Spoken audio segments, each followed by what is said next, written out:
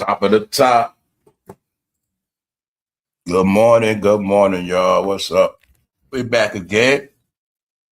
Good morning. Good to see everybody this morning. We back again. We live. We very live this morning. What's up, y'all? Good to see everybody for real. What's good?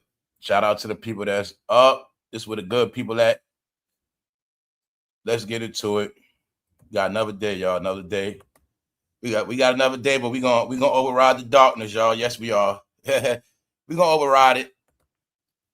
Yes, we are, because it ain't about nothing. But we gonna go there. Let's go. So how's everybody doing today? What's up, Uncle Diggity? Roll call. What's up? What's up, Latasha Joy? What's up, Miss B Loyal? What's up, Slim Jimmy?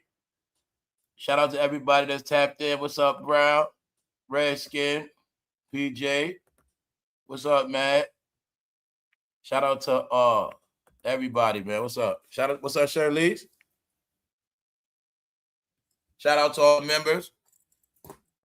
Shout out to all supporters, everybody that's tapped in, moderators, everybody that super chat, like button, comments, everybody that participates, enjoy the content, everybody that get it clear. That's the most important thing. Everybody that understands what I be talking about. Not just what I be talking about, but y'all get the humor, y'all get everything. You know what I'm saying? It's not entertainment, y'all. It's strictly entertainment. Strictly entertainment. But what's real is what you get out of it. That's about it, y'all. So let's carry on, y'all. So back at it again. Y'all all got the proof. Ain't nothing shaking. Nothing. But the diddler coming home early. He getting his time pushed up. And I think it's going to happen some more. Because he need to come home quick. By the time he come home, it ain't going to be nothing left. You get it? So, once again, though, within this episode, it's nothing but update. It's nothing but update. That's it. Meaning more proof. Everything already is old. Already spoke about Brandy years ago. Did a whole special Hollywood Brandy. We cracked the code on how Brandy is the youngster that been with all the older adults as well. It wasn't just Aaliyah. It wasn't just all that other shit. The whole point was you're going to keep blaming R. Kelly for everything, and that's going to take you off everybody else. Yes, it is official. R. Kelly went down to take it off everybody else in that game for the past 30 years that been doing the same shit. Yes, it is. It's the same thing, y'all. R. Kelly also went to jail, so people won't keep asking Oprah what's up with the school. See, I'm telling you, everybody got away with so much. That's why I told you ain't no favorites. And just because I say it ain't just R. Kelly, idiots, it don't mean I'm bigging him up. That's what y'all got to get, man. Ain't no more favorites. Please. Because people still be trying to make it like, free R. Kelly. No, man, he's still a piece of shit. He's your avatar of all of them, all right? If anybody don't understand the industry behavior, R. Kelly is the face of it. He is the pattern. Diddy gave you another pattern. It's just that everybody didn't face redemption. Everybody didn't get charged. Everybody didn't get abused, meaning they didn't get critiqued. Everybody didn't get dragged, exposed. So when I said, y'all, if you pay attention, Diddy already faced his redemption. After you go that low, can't do nothing but go come up after that. Meaning, he has already been reduced to ashes. He faced his punishment. But I kept telling y'all, everybody else did not. Everybody else did not. So if you use your brain, you will clearly see. It's just like if we all got in trouble in school. Let's just keep it basic kid shit. We all brothers and sisters. We all got our ass whipped. We got in trouble.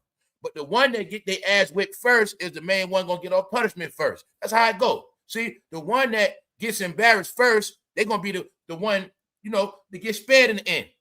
I got my ass whipped. Y'all watch me get my ass whipped, but I got my ass whipped so bad, mom and them felt sorry for me. So I was the first one to get off punishment. Y'all got it easy. See? Matter of fact, y'all ain't even get caught yet. So that's how it worked. So at the end of the day, I'm better than y'all because I already got my ass whipped and I changed my ways. Y'all still doing that dirt. Y'all still out here lying. Y'all still stealing. Y'all still doing all that dirt cutting school. That's y'all. See, I got my ass whipping. That's Diddy, y'all. So can y'all get this whole formula? How they all a big family, but he's the only one that got in trouble.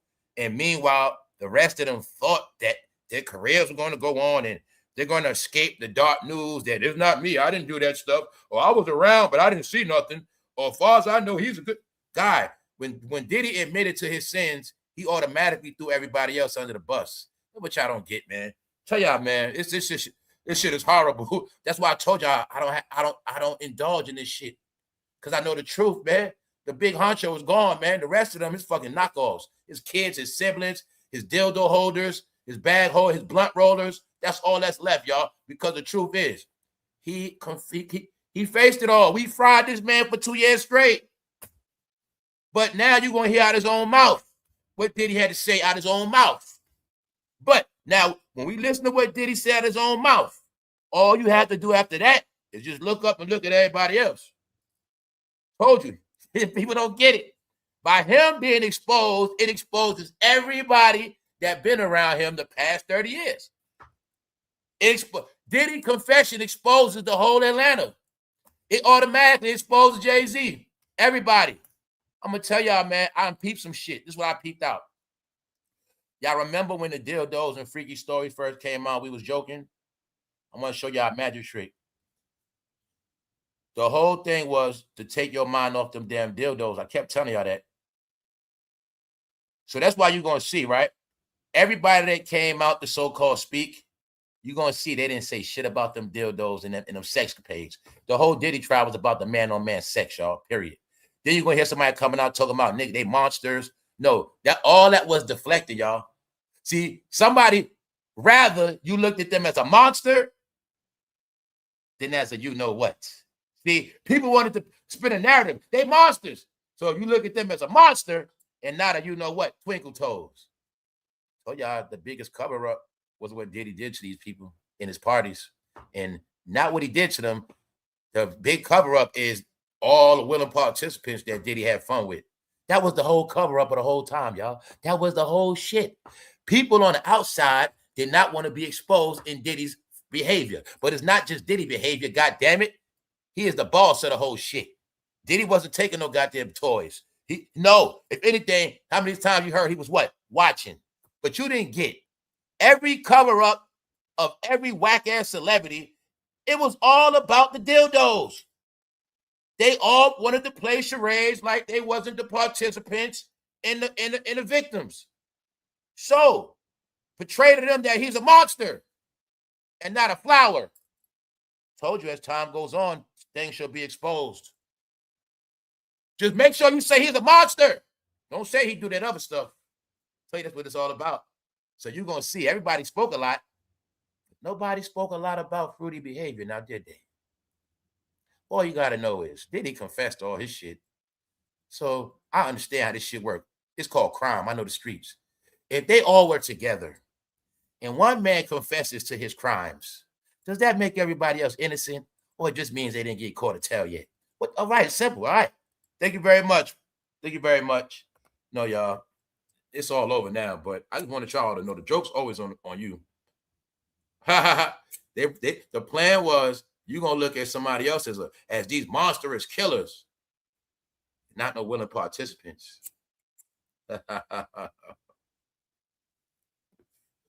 Everybody ain't who you think they are. Hey, y'all got, I'm going to just be real. A lot of y'all got fucking duped and finessed. All right, let's go. We up, top of the top. Ain't nothing personal. It's just that the saga continues.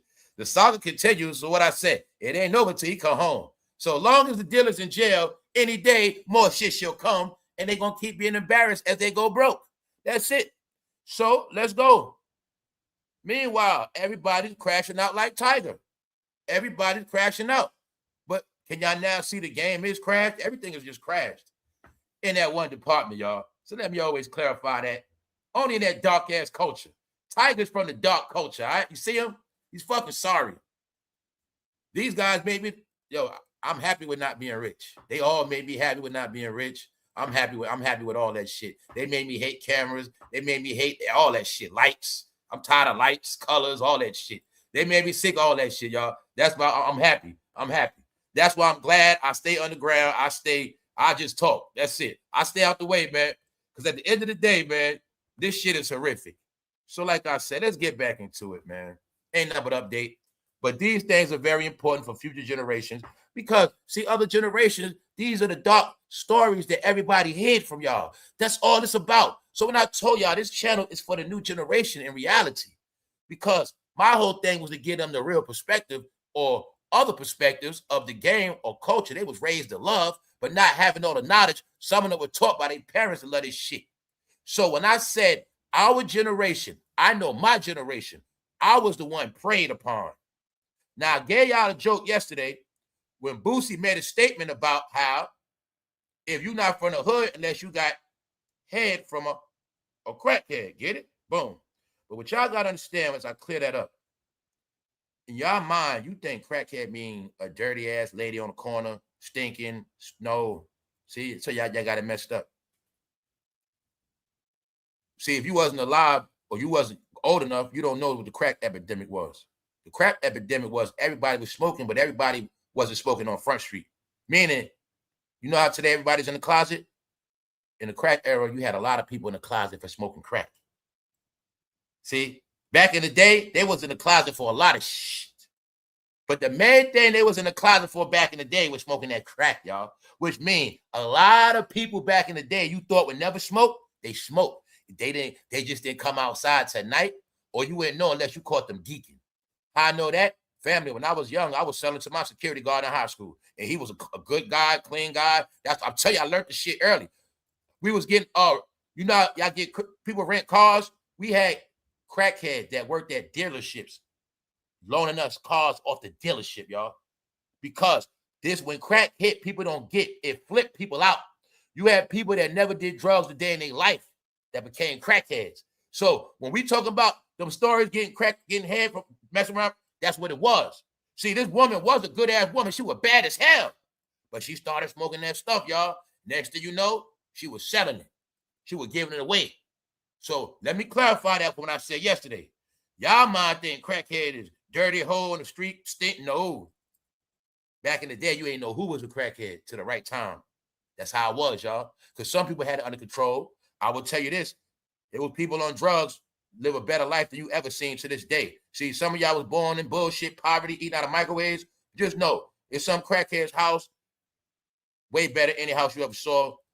Crackheads, more cars than you ever drove. Your family never have a car. I will tell you, crackheads that had money. So when y'all get this shit, crackhead, a lot of y'all just apply it to dirty street people. No, a lot of people are dirty street people now, and people don't even smoke crack no more. So let's get into this, because I gotta go back into that crack era. Thank you very much, because it's the era we're talking about. That's when I was a teenager. That's when Brandy was young, and I'm telling y'all, our generation was the one being preyed upon. I put it together. How? My own life. I was always older people around teaching me stuff. Bad stuff. How you think I learned how to roll blunts at 15? How you think I first started liking guns at 16, 15? Where it come from? So when I kept telling y'all, it's not personal. I did my homework. If I'm this age, what age are they? Meaning I started looking at it. No, all them people that were promoting all that dirt, they ass was born in the 60s and early 70s. Then I sat back and thought, yo, that older generation before us, they was jealous of us. And they was trying to poison and corrupt us. They was. And on top of that, they was trying to hump us to death. Because it's not a coincidence. That same era, me and the bros, we hitting all older women. All my homegirls, they dealing all the women from that era dealt with older men. But we not looking at what generation did it come from. Told y'all it was the era before us. The freaky generation. That's right. 60s to goddamn about 74. But I'll say 72. Yeah, I did my homework. Because I know the generation we was taught to look up to. Then I started putting together throughout my whole life. Whenever some foul behavior in your life, where did it come from? Never came from my peers, y'all. I was a leader amongst my peers. Plus, me and my peers, we was original.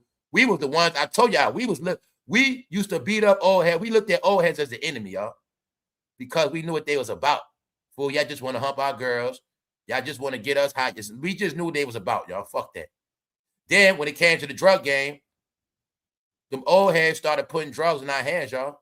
That's what happened. It was the older heads teaching us how to sell crack. And guess what? It's some peers that died back then.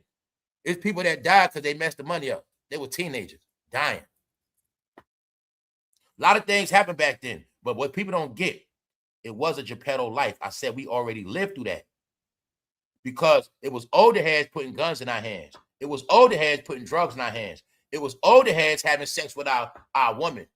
See, it was older heads making us participate in running trains. So y'all know I've been winning my whole life and put it all together, bro. When you first ran a train, who was old head? All our rites of passage was taught by fucking freak ass old heads, bro. And they from a certain era. When I went into the whole shit of the raising of the kids from the 60s to the 70s, and I came to the conclusion of the Ritalin baby, a lot of them kids, well, I'm just telling y'all, they raised on that. They are the generation of humping on family, and then they took it outside, humping. They the generation, keyword freaky, which mean hump anything, anybody. Keyword the freaky, no principles, no morals. So I be telling y'all all, the things that happened to some of us was not a mistake. But they are the same generation that tried to act like it never happened, and they are the main ones of that brushing under the rug shit. They're the main ones of the Black Power, because they're the ones raised in that, like I said. The same era raised in Black Power is the same era raised at being freaky, soul trained, humping. You got it? I want y'all to get it clear. Diddy's from that era. He born from that era. We're going to get into it. Why? Because in Diddy's story, he actually admitted before everything he did, he learned from the house, how he was raised. So, I've been put together with Brandy. They tried to raise us in this shit. I just want to be down. Brandy was in a video with grown-ass woman. From day one, when you saw Brandy's face, the plan was for who older heads to like her. Now, let me clarify this. Bro, we was young when Brandy came out. I was young. Ha, ha, ha. So you know what that means? I never lusted off Brandy. The secret to this whole Brandy shit is this, y'all. When we was young, we looked at Brandy as regular, but it was old men looking at Brandy, lusting off of her. You got it?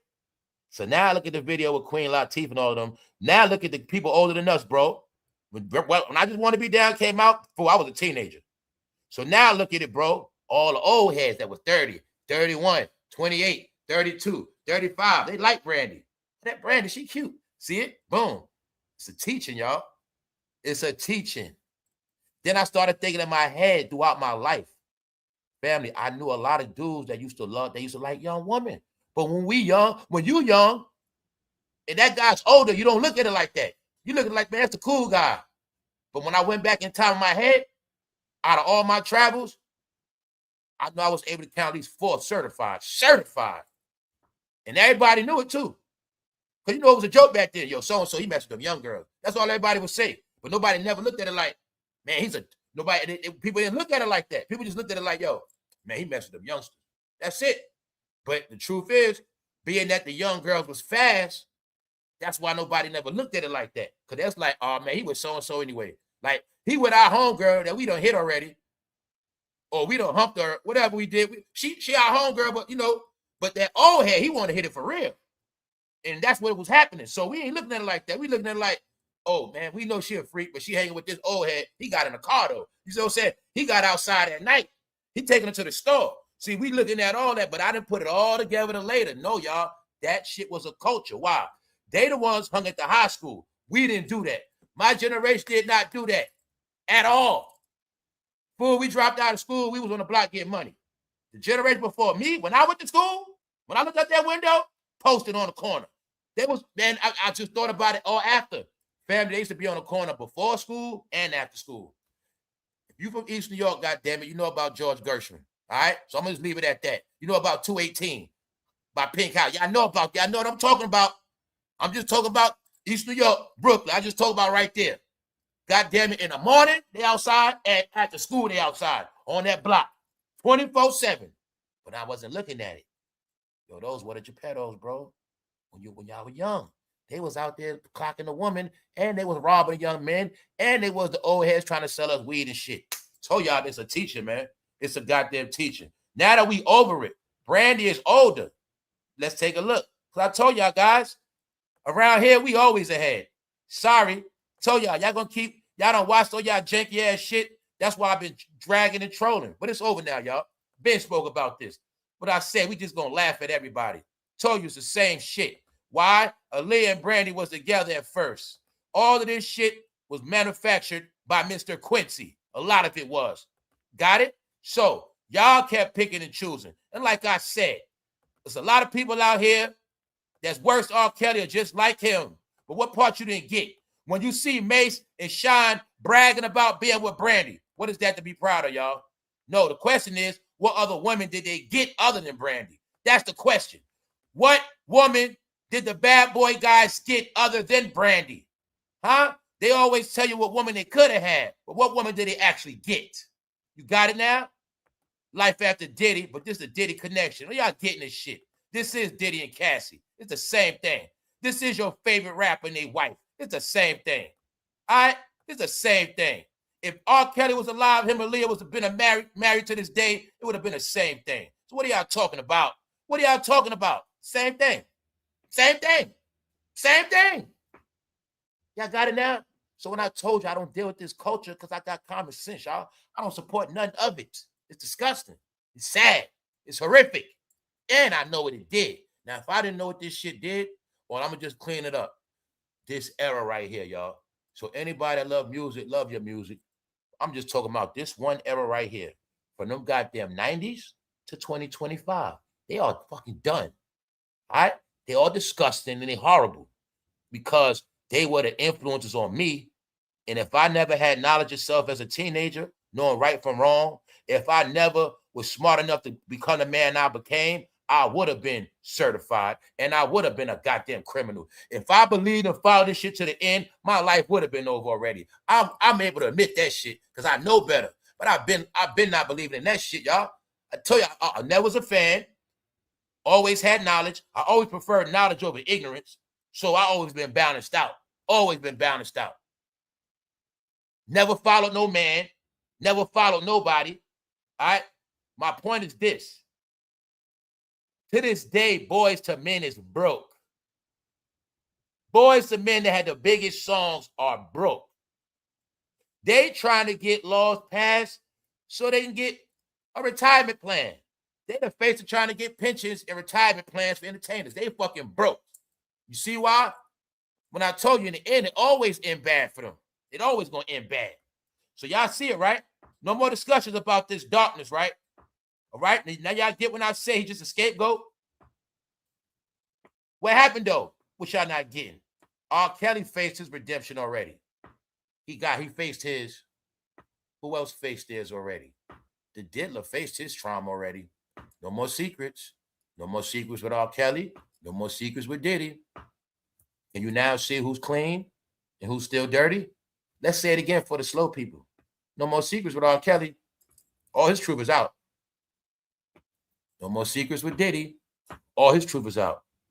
So what about everybody else? When they sit playing around talking about how they had Brandy, like that's something to be proud of, bro. No, Brandy was a victim, y'all. I feel bad for Brandy now. I look at it like they made her do a lot of that shit. It's a reason why she's a dark child. Brandy ain't been happy like that. No, y'all, nobody spared. Nobody spared. Brandy probably been mistaken. If I don't do what I'm supposed to do, I might end up like Aaliyah too. Yeah. Brandy just now speaking about that note she got, but she didn't want to say nothing back then. Yeah. Now, if anybody's scared and horrified, it's Brandy, man. She saw a lot. She saw Whitney go. She saw Aaliyah go. Man, that's the truth. That's why I said, when y'all really start studying this shit, see, the real drama and entertainment is all the behind the scenes shit. That's all the shit we got into on this channel already. We went into everything behind the scenes and history up to date. We so far ahead. That's why we knew it was going to happen.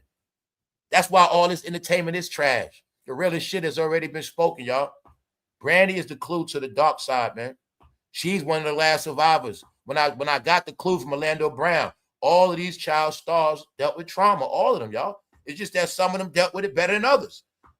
Orlando Brown, they go back to the same shit. Raven, Simone, the same thing. Now, Raven, Simone got ahead a little bit, but my point is they're from the same era, which means they experience the same thing.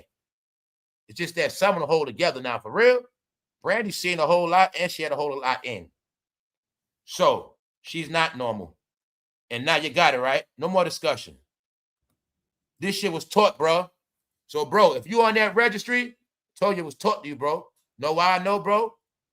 When you was young, you wasn't no Geppetto. Meaning, bro, some of y'all, you what? R. Kelly older than you. But when this hit came out, you was a teenager watching this. But this was inspiring you subliminally. You gonna do it too. Get you a young girl. Now I'm gonna say this too. The whole concept of the youngster is not just the sex. It's about the control. It's about the control. And a lot of these dudes are punks. They also know they can't handle a woman's mouth. They want somebody to shape and mold. They don't want to have to pay bills. They don't want responsibility. And that's also why they mess with youngsters. That's part of it. It ain't just the sex. It's the fact that they have for men and they are scared of real women. They are. It's men that scared, especially if you're aggressive, they scared.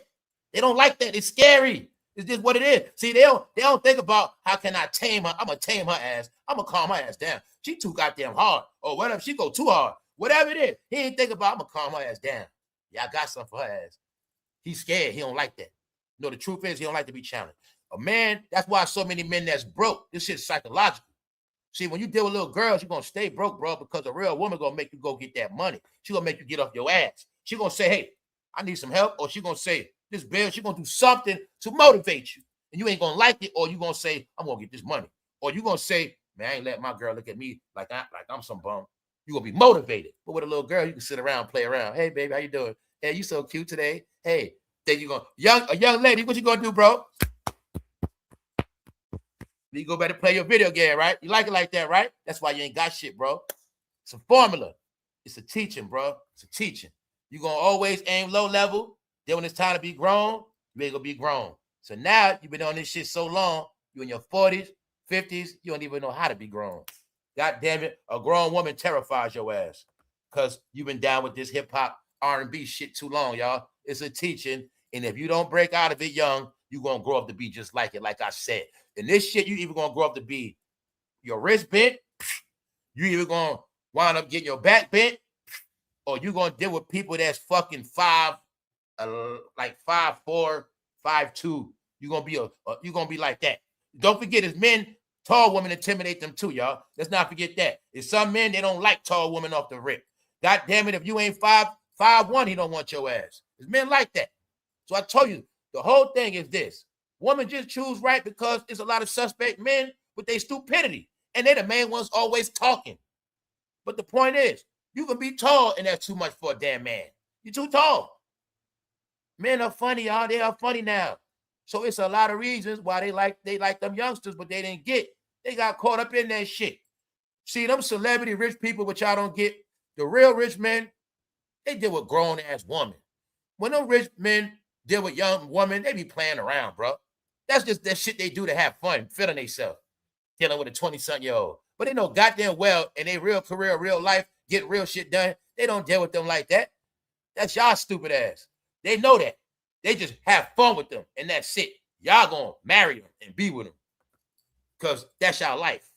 Then you're gonna say, oh, man, this bitch ain't doing nothing, man. She don't get no money. She don't do shit. Bro, your old ass with a young lady, you ain't teaching nothing. Huh? Did you know your woman is a reflection of you, bro? Did y'all know that? It is. Your woman is a reflection of you. That's how it works. And vice versa. It's what it is. So let's go. I'm saying that for a reason, man. People got to get this shit right 2026 because it always been in our face. It's nothing new. But we just breaking it down so it disappeared. All this is so the younger generation ain't got to deal with this, y'all. That's why these pictures up. So you know now this shit ain't normal. It's not normal, y'all. Brandy was 16 back then. She was 16. Now, I will say this. Yes, back then at 16, you was considered more grown. Yes, you were. Yes, we were. I was grown at 16. But in reality, I wasn't. Got it? I really wasn't. Meaning, all the shit we did at 16 then, God damn it, all the parents should be locked up. According to the stuff we was doing. This is the truth, man. It's the truth. People leaving, running away.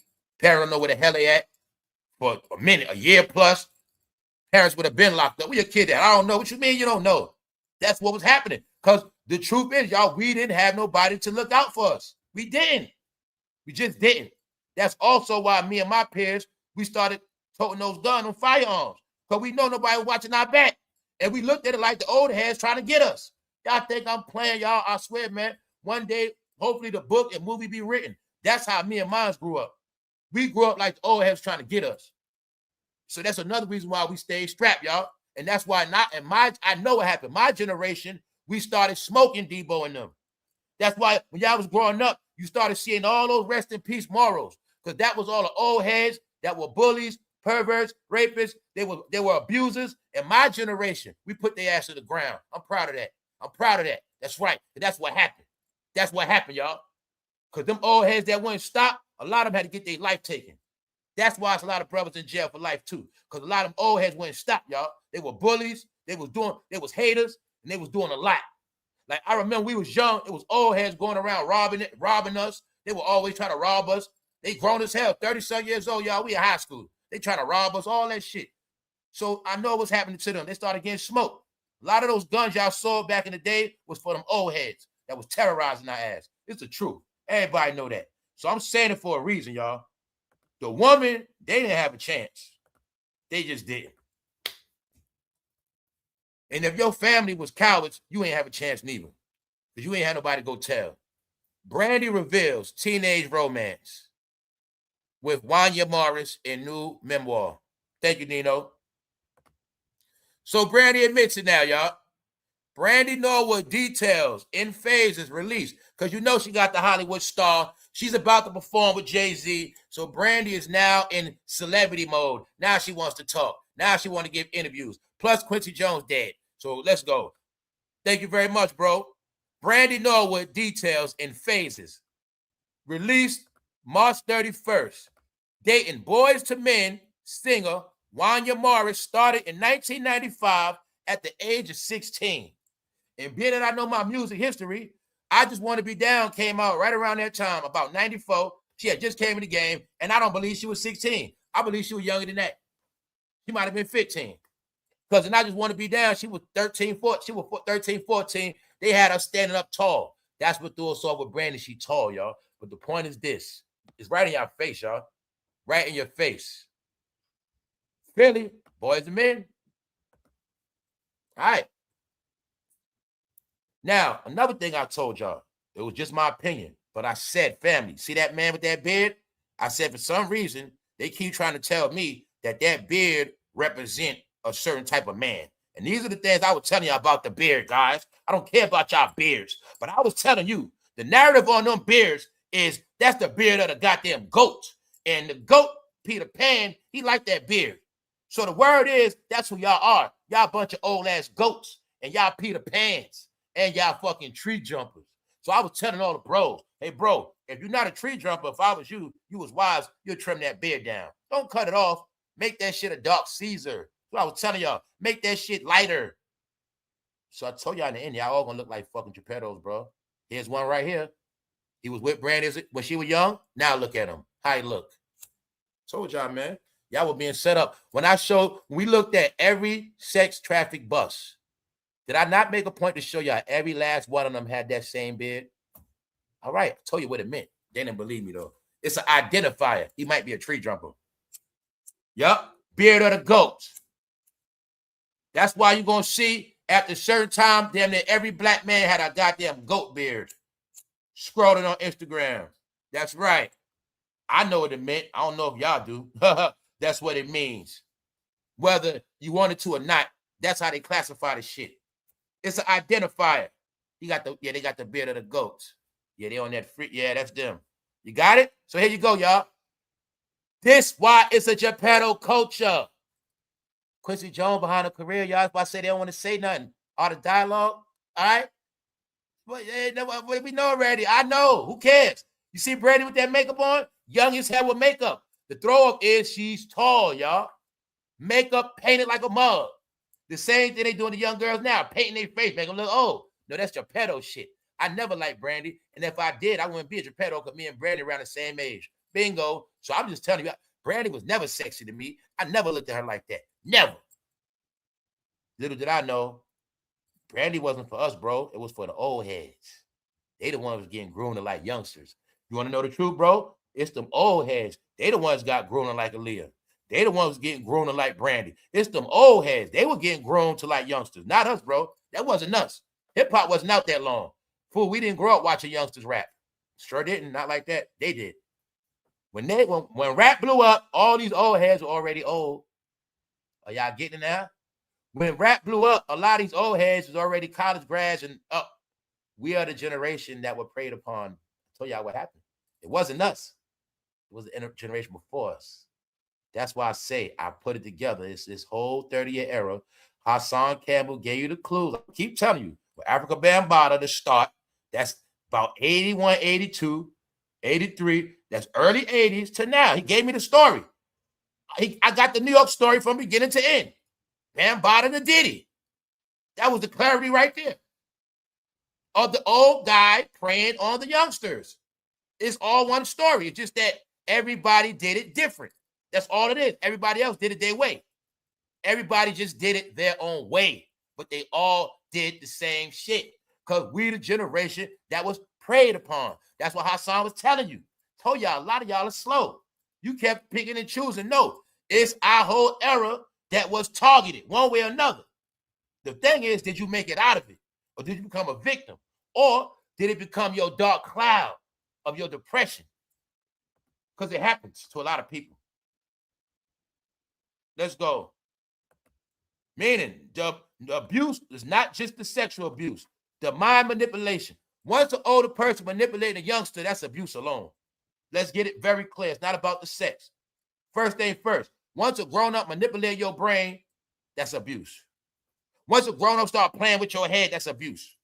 Anything I don't care if a grown-up make your ass keep going back and forth to the store. You're supposed to be playing outside riding a bike. This grown-up got you doing all this shit. That's the things I'm talking about, y'all. You as young lady, somebody grown had your ass babysitting. But you ain't know that was going to inspire you to get pregnant before your time. Because somebody making your ass babysit a baby ain't even yours, lady. So a lot of y'all got groomed, which I say was a lot of forms of abuse. I make this young girl watch my kids. I don't got to pay a shit. They are the ones, y'all. The piece of shit that I spit in their face if they didn't change their ways. Shit, man. I told you no mercy. Now, I'm going through all this to show y'all. Or everything I'm talking about, Diddy has faced it already. Now, you see how you've been seeing these pictures? You ain't never seen the other guy in the picture, did you? Showing you how they've been manipulating pictures, cutting shit out, editing. Showing you it's been like that. Now, we going through this slow. Because we're going to look at what the diddler said. And I'm just going to show y'all. Diddy and R. Kelly already faced their shit. But everybody else didn't. So I told y'all the culture was going to be dead anyway. Because it's fucking dirty. And nobody. The only way they would have sustained is by admitting their faults. This is what I was telling y'all all. If everybody would have started admitting their little guilts and faults, it would have blew them up. They all would have had their redemption time. But they were supposed to do it while Diddy was in trouble. See, if everybody in the game would have came out as victims while Diddy was in jail, while he was going to court, everybody else, careers would have evolved into something else. Get it? Now you the hip-hop rapper that was victimized, bro. But you got out of that shit. You got your manhood back. That's a story, bro. Y'all, they were scared. That's why I was telling y'all they was all scared. Because they didn't know that was their last cash out. Their last cash out was the redemption run. Yeah, we've been in this dirty game of bleed teeth for this long, but, you know, I'm not with this shit no more. We changed our ways. Yeah, I suffered some. I did this. I didn't know. But see, it's too late. That's why I was telling y'all it's all too late, too late, too late. I'm going to keep saying it because they slow. Too late. They were supposed to do all that 2024, 25. While Diddy in court, everybody redemption story coming out. But what they did, they were just being quiet and being quiet and being quiet. They were supposed to come out, but Cat Williams said what he said. They all had a chance to clear their name to face what they had to face. So I kept telling y'all, oh, they played this game. First, R. Kelly gonna get all the blame. Then they started talking again after the R. Kelly trial. Then Diddy got in trouble. And then they all got quiet again. And when the Diddy trial was over, they started talking again. Using 50 Cent for an excuse with a documentary.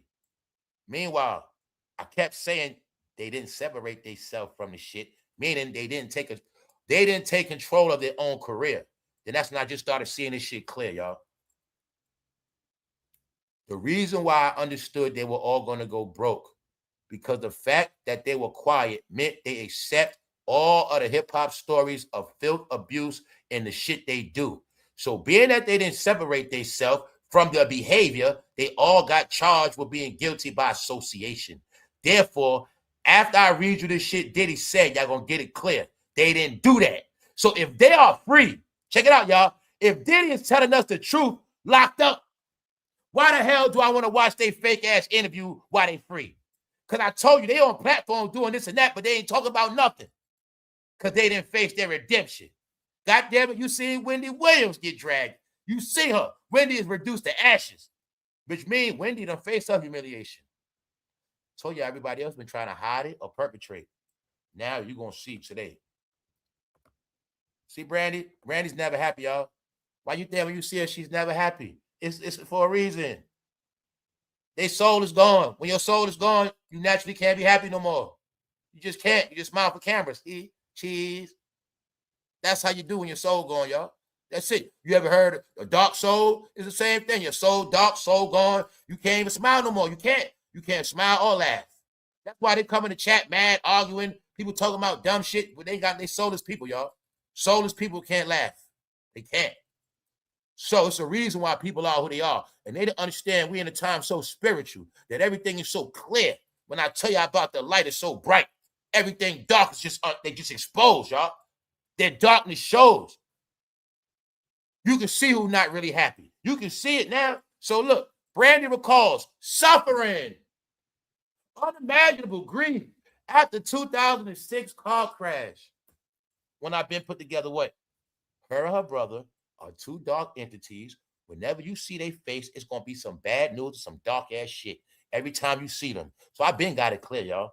I don't deal with this dark ass graveyard shit. So I just wanted y'all to see. 7 hours ago, Brandy's about to perform in Philly. Why the hell I want to see Brandy? For one, the joke is y'all Geppettos. That's why y'all going to see y'all young artists. Now, why the hell I want to hear a song about back in the day when I was a teenager? I want to hear a teenage song, but go listen to it while I'm grown. That's cool. But my whole point is, right before it's time for her to do her Philly show, she's bringing back up car crashes and suffering. You got it now? Meaning Brandy been gone all these years. You have the proof. She still don't have nothing good to tell you years later as an adult. You got the proof. Is Brandy married? Is she married happy? Is she single and happy? All right, y'all. No, she been dragged and abused as well. That concert, put it together. What we say? Man, somebody put that concert together. Man, that Brandy Monica concert look put together. We got to get Brandy back out here, man. We got to get her back winning. Let's go. I'm just showing y'all. Her and her brother are fucking dark clouds. And I'm showing you right here. It's not her fault. But y'all proof is they are the youngsters that were raised in that Hollywood game as teenagers. Now that they're grown, you are seeing the dysfunction. You are seeing that they are trapped in a world they can't get out. Now you look at her and her brother together. They are your clues and your proof of this industry prisoners they are. Got it? Or they were. They're not happy. Her both are. She's miserable and her brother. How is that? Because that's who they are, y'all. That's the industry. Let's go. So you see it? And she had to see Aaliyah die. And Whitney Houston die. And others. See that? Ain't no more favorites, y'all. Let's get it. Let's move on. Diddy and Cassie, the same thing. Is it not an age difference? Okay. If R. Kelly, if Aaliyah was still alive and they got older, it would be the same age bracket. Are you getting the shit? All right. Bingo, man. I'm just bringing clarity to it. It's over now, but y'all gonna hear what Diddy said because Diddy represents the new. Everybody else out here is old. When I say old dirt. Old dirt, y'all. Old dirt. They from that era of they can abuse you and keep coming back to the cookout and don't say shit. Never say I'm sorry. Never say sorry, y'all. Y'all know people that never say sorry, right? That's them people, y'all. They never gonna say sorry. They never gonna apologize for the shit they did. That mean they wasn't sorry. So when people don't apologize, y'all, it means they weren't sorry. It's that simple. Everything they did, they meant it. I'm talking about in your real life. In your real life. You forgive people, you turn your head, but just know, if that person did not apologize out their mouth to you, they never apologized and they meant it. One of the codes of survival 101. Know who you're dealing with. Sean Diddy Combs' prison release date. It gets moved up again. And I already assumed it's going to get moved up some more. This is the second time. Here we go. Weeks after Sean Diddy Combs' prison release date was moved up 2 months, the date was changed again to April 15th, 2028. Let's go. So once again, the funniest trial episode that ever happened. I have not had fun since. This shit has been so boring since this man been in prison. That was the last shit I got to laugh at. Him crying in the seat. That shit was hilarious, man. This dude was a character throughout the whole shit. Which proved he the best entertainer in this game, man. Sad. And another thing is this, y'all. The reason why it's dead because everybody's really sad. All his people are sad, but they had to act like they happy. And they still got to act like they still okay. They all fucking sad, y'all. Their sadness is showing. It looks like they just sit there and try to get through their shows. When I tell you I don't watch this for a lot of reasons. It looked like they just sit there and just robots and they're hurting, they're sad, they're sick. And they were all scared, man. I swear they were all scared that we was going to put together the baby all. They were scared, y'all. The whole cover-up was about the baby all and the dildos, nothing else. It was never about abuse. They thought if we found out the baby on the dildo, their careers were over, but they didn't know their careers was going to be over anyway, and we still was going to put it together what he did. Family, do you think all those so-called white people made all those memes about what Diddy did to them rappers by mistake? Do you think they've been telling y'all clues all this time? No, I'm saying that because I told them this one they not going to escape. Diddy faced his humiliation, guys. So let's continue on.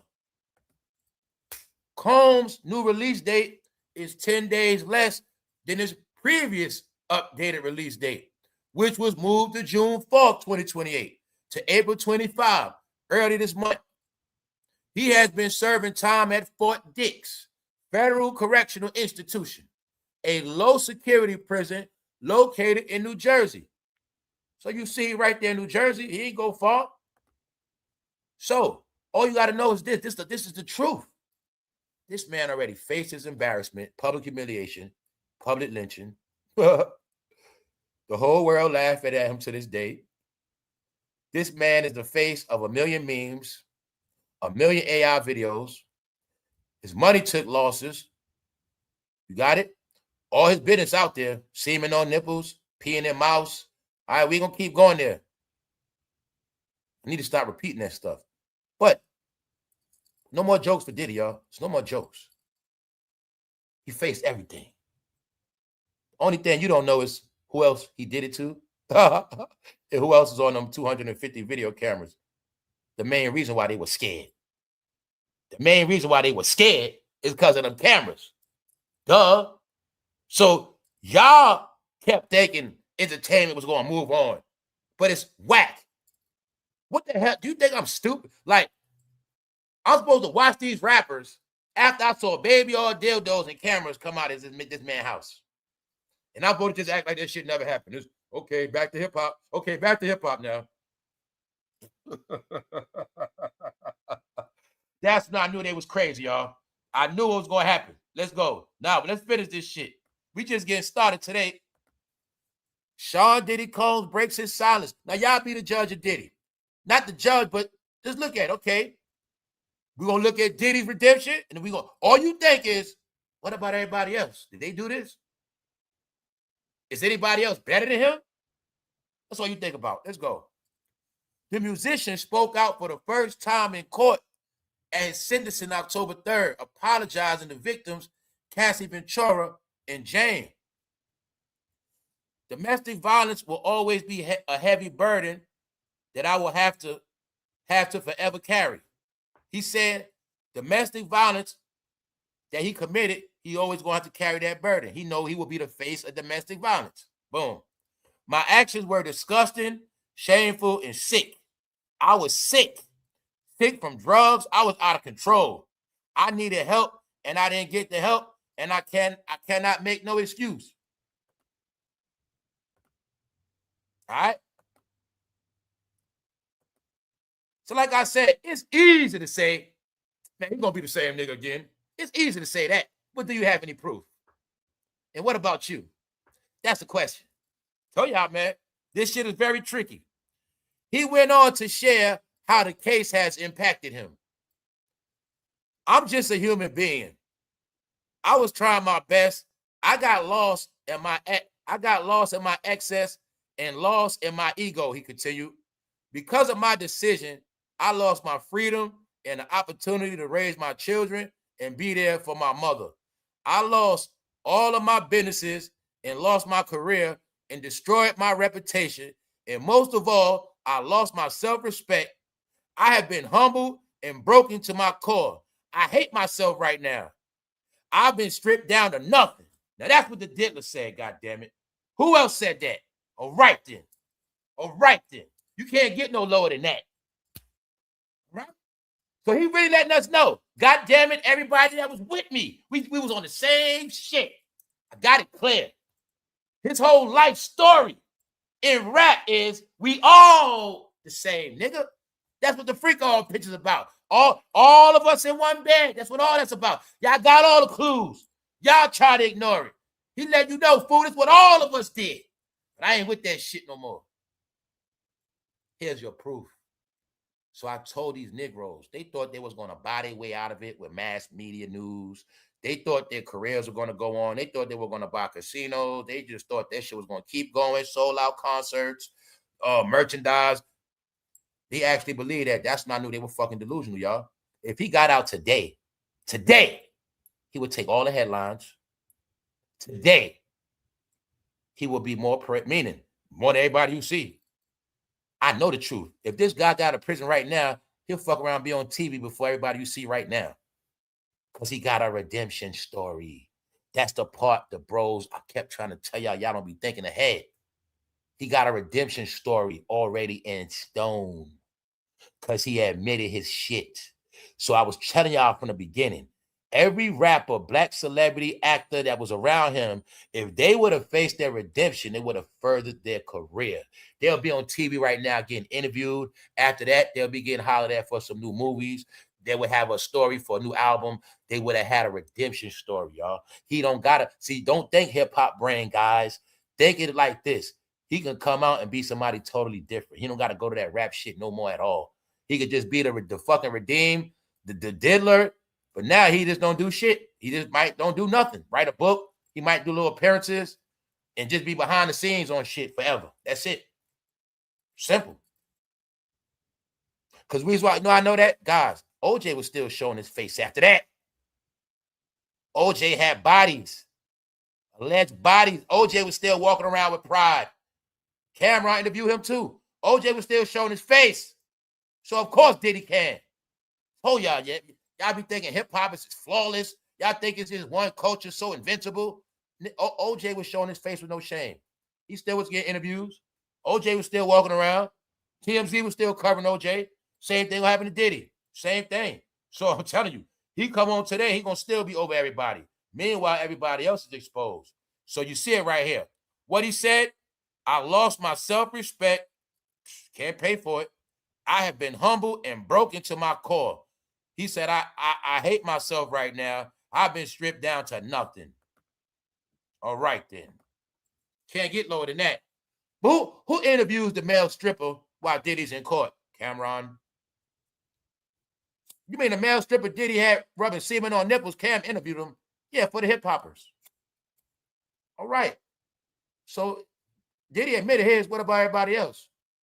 There's no secrets with Diddy. You ain't no shame in that man game. You know he is. All right. So you just think all those toys are just for him. You think those toys are for the women he be with. All right. We're going to leave it at that, y'all. They're going to keep getting shots because they shot themselves. Meanwhile, that man faked his redemption. Yeah, y'all laughed at me. I ain't got, it's okay, but let's go. He continued, I lost my self-respect.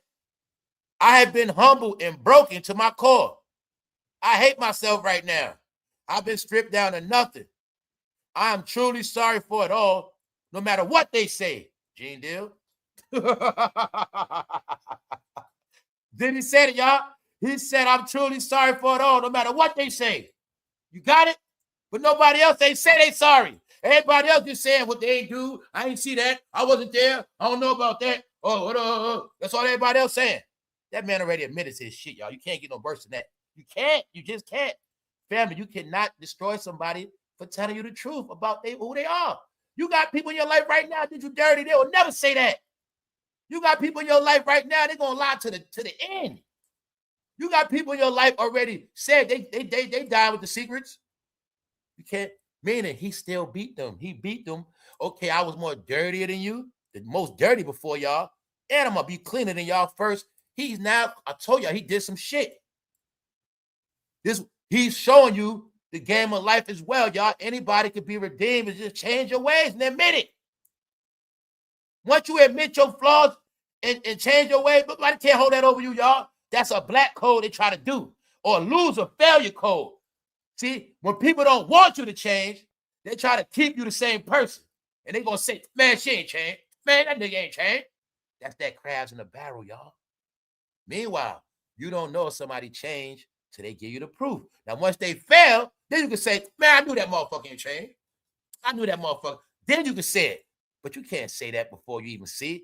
That's the conspiracy of Negroes, dooming your failure. Man, that nigga ain't changed. Here we go, y'all. He been stripped down to nothing but naked. What else he got left? No more shame. All right. So now he's cleaned up. But what about everybody else? That's all I'm going to keep asking y'all. What about everybody else? All right. It's a little bit of boys to men. Do you see the word? Boys to men. Huh? It's a little bit of this in everybody. This culture is so deep in their soul. So let's go. What did he say? In recent days, fellow musician Usher spoke about the legacy Combs has created in the music industry. They're still watching his legacy right now. They're still watching it. Jada wasn't that tough back then. All right? No, they still watching his legacy. But just know, Dilla has confessed he's now clean. He's so clean, he's getting time cut. He's going to keep getting time cut. Meanwhile, everybody else, no redemption yet. So everybody without a redemption story in hip-hop, they're going to be broke.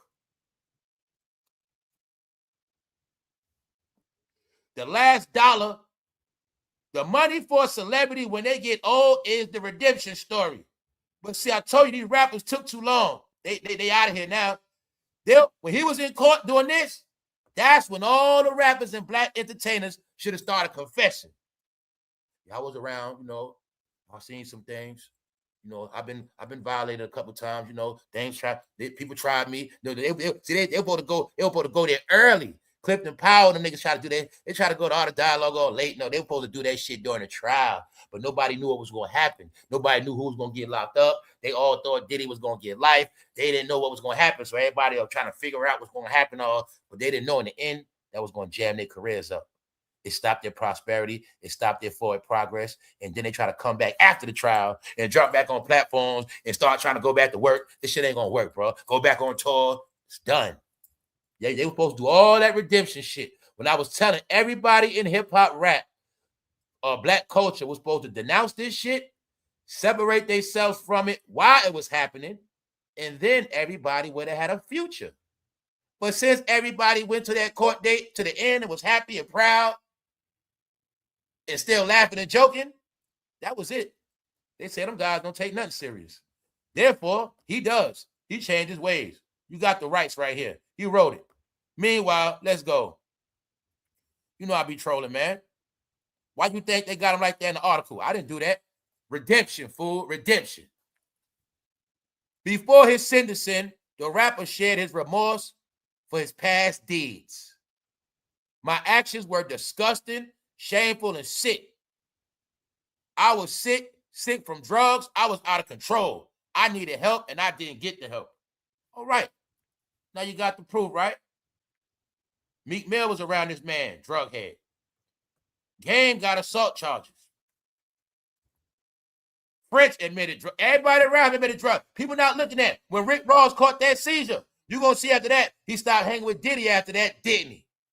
Told y'all, look at it all now, popcorn brain. When Rick Ross caught them seizures, he was hanging around them. And you're going to see after that, Rick Ross started chilling. He started staying away. No, all of them were drugged out. They all were drugged out. And they all were doing you know what. All of them. All right? You know how he get down? So, it's not about that. He said, he basically told us, I'm not fruity no more.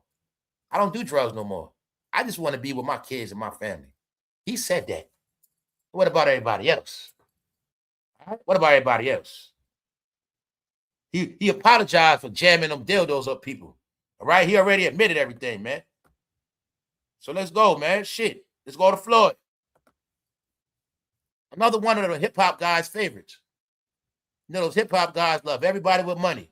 And I mean, they really love everybody with money. And they love them some mans with money, ladies. Yes, they do. So they was loving Floyd. Meanwhile, they all knew Floyd wasn't knocking nobody's ass out. They all knew a Floyd Mayweather fight means nobody's going to have a black eye. They also knew a Floyd Mayweather fight means somebody going to be doing a lot of holding, running. So, but they kept trying to get me to think these are real boxing fights. But I saw Sugar Ray Leonard fought Marvin Hagler when I was a little boy in elementary school. And ever since then, I always liked real boxing. And I don't like fake boxing. I just say back then, I wasn't impressed by none of these boxers. But I know what they did. Y'all was going to watch all that weak-ass boxing, and that's why a lot of y'all can't fight now. I knew it was going to happen. Y'all was going to be the generation of no hands. Look, man, no hands. He gets knocked out. Let's go, y'all. So when I tell y'all, them mans really love Floyd, them mans were loving Floyd. Because Floyd was on that gram showing out for them mans. Yes, he was. Go look at the pictures. Look at the likes now, y'all. Go look at all the comments. Look at everything, man. It was never the woman. I've never seen a woman love Floyd or react. No, the mans loved them some Floyd. Yes, they did, y'all. And Floyd was grooming their ass. Yes, he was. You see that Floyd showing up on his trinkets, ladies? He got more jewelry than you got in your jewelry box. They was all, guys, they didn't know what being fancy meant. They was online being fancy for those men. That's right. Tell you, man, I learned a lot. This shit in the house made me learn so much. If we never would have gotten that pandemic, I swear I would not have known majority of the shit I learned after we got put in the house. I'm not lying to you. I would have never caught none of this stuff. If we never got put in the house, the whole Diddy trial, none of this shit would have been nothing to me. All this shit meant way more because we was in the house. I was able to see it clear. You see Floyd with that? You see Floyd Mayweather with that Instagram hat on, right? Tell you, them mans was loving some Floyd, y'all. They were hoping, and they mom, maybe one day they could be his boyfriend. I mean, his friend. He could let him wear some of that jewelry and one of them watches. Yeah, man. Floyd was doing a lot of work. Good job, Floyd. Good job. All right? Good job, Floyd. So you want this money, boy? Come on. Come on. Say, come on. Come on, bro. Say, come on. Floyd was showing out for the men. Huh? Y'all ain't know. Y'all, I been noticed that. So I been got off it. In hip-hop, they was going live to you. Every time you turn around, it's a man laying in the bed. I'm like, why are these men laying in the bed going live? I said, that's one thing. I said, but I'm not watching that, bro. I will tell y'all that I never in my life watched a live a nigga laying in the bed. Hell no. I don't care what he talking about. Bro, for one, it's too close to your face. I don't watch men in no bed. A conversation with a man in the bro. I don't care. We straight. You got on clothes. Ain't no such thing as you even sitting on the bed talking to me. We don't roll like that, bro. Come downstairs. All right. You know that. The bro code. But y'all, this the new bro code. Now, ladies, think back, bro. Think about all the rappers at that one time. This the shit they was doing. I know it's an algorithm they was all in. It was one phase, all the men going live from the bed. Then there was another phase, all the men going live from the gym. And all the men was watching sweaty men balls. On Instagram, y'all, they all got groomed. I'm telling you, this shit was hilarious, man. Meanwhile, they all knew them men in the ghetto that's poor as hell, the money is the bait. So when I learned, I said, yo, it's about men liking them now. It's not about being a fan. They understood. The more people I get to like me, the more money I make. But you're going to be groomed to like me on Instagram, hitting that heart. And bro started liking them and liking them and liking them and liking them. Get it? Now I got you trained. You're going to like me every day. Lusting that money. See that, y'all? Floyd said, come get this money. Now, let's rewind it, y'all. Life is so simple. Let's say this was a woman. Megan Thee Stallion, Cardi B, Glorilla, Nicki, doing the same pose with a bra on with the money right there. What the hell that shit mean? All right. Simple, man. Floyd also promoting male prostitution. No, y'all. Floyd know what y'all like. Floyd also know there's a lot of fans, y'all. So I'm going to be honest, too. In America, man, you make money, you got rainbow fans, you got to show love to everybody. So Floyd know every once in a while he got to take his shirt off. You know what he got to do. But I ain't talking about them. I'm talking about the so-called straight man. This whole year since Diddy trial is about men that act like they so goddamn tough. That's what we talking about. We talking about those fake-ass alpha males. That's all it's about. Meaning, Floyd was grooming them alpha males. Guess what, y'all? They didn't watch Floyd to see him box. They were watching Floyd fights to watch Floyd. You got the proof. I just told y'all the recipe. Fool, while I'm watching a fight, ain't nobody getting knocked out. They ain't gonna box. No, but y'all was watching because y'all were watching Floyd. Y'all like Floyd. Y'all was liking him. Just support Floyd on this Netflix fight. It's coming up. So we going back in time, being that y'all don't drink Ciroc no more. Some of this shit you gonna see clear now. Floyd was grooming them boys. I don't care how much they is. Some of them shit's ugly. They just are. I don't care if they Hulo. I don't care if they Audemo. I don't care what they is. No, it's called Floyd was a rich guy born in that house. His whole life is a gym and shopping and buying shit and fighting. That's it. And I'm starting to believe what 50 said that Floyd can't read for real. I'm starting to believe it. I'm starting to believe he was trying to compensate with jewelry instead of books. I bet you go to Floyd Mayweather house, he don't got not one bookshelf or one book in his house. I don't got a bookshelf, but I got books. Back in the day, we did have bookshelves. It's coming back, though. It's coming back. Yeah. Let me find out Floyd got a whole bunch of shit, not one book. I'm just being honest, man. Floyd, I got to be serious 2026 now, bro. I'm be honest, bro. Only way some of us want to be impressed, bro, you got to read a paragraph. And to make it real, you got to read from a Dr. Seuss book. Nothing hard, nothing complex.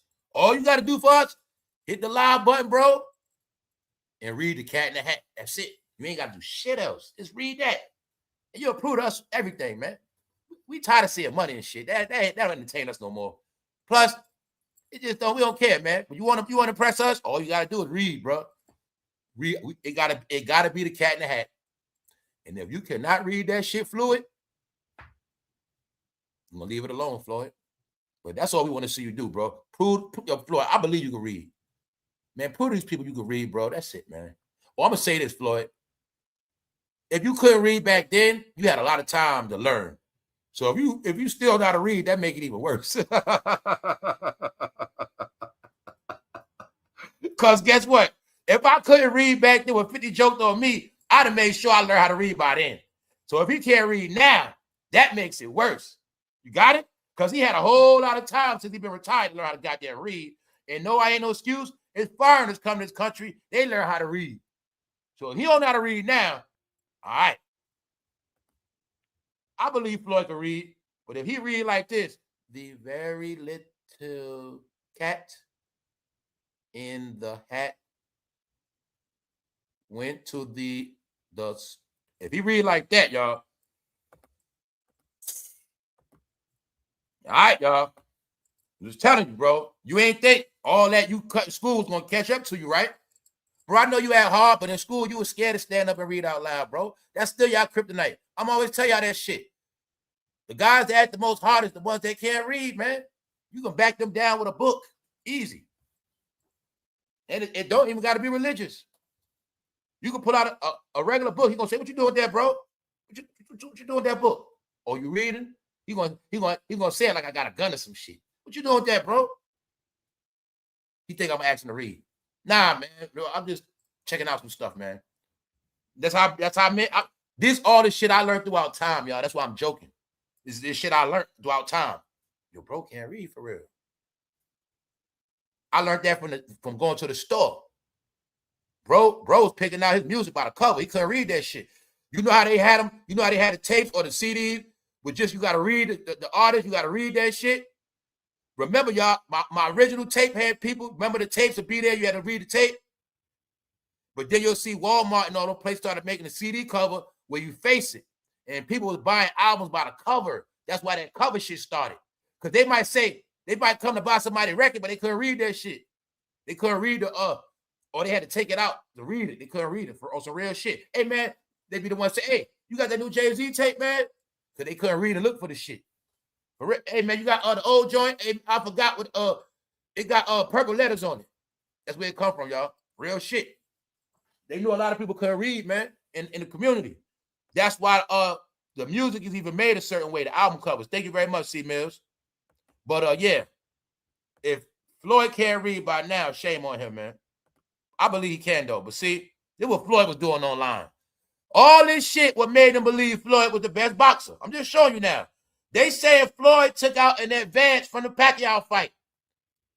So, you know, the data set, the money so-called set, and Floyd said, I need some of that money up front. He got some things to take care of, I think. But I'm just showing y'all. If that is true, it don't even matter. It's like, now, what was all this shit about, bro? You might have proved us you might be broke. All this shit don't mean nothing now. That was all for the gram in the book. Told you, man. All this shit was for the book and the gram. Had nothing to do with no damn boxing. They understood, man. Them apps get you super rich. And I'm going to say it again. You will see, before these apps came out, nobody's net worth is close to where it's at. Before these apps came out, I remember like yesterday, it wasn't even 100 millionaires. That's what I proved to y'all with the Dr. Dre, Jay-Z shit. In 2012, Dr. Dre allegedly had 60 million and Jay-Z had 17 million. I told y'all before these apps. Now you want to know the truth on Floyd? All you got to do is check Floyd net worth before 2012.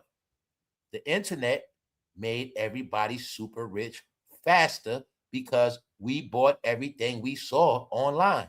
And I say we likely. I wasn't doing it. That online shit got them rich fast. You will see.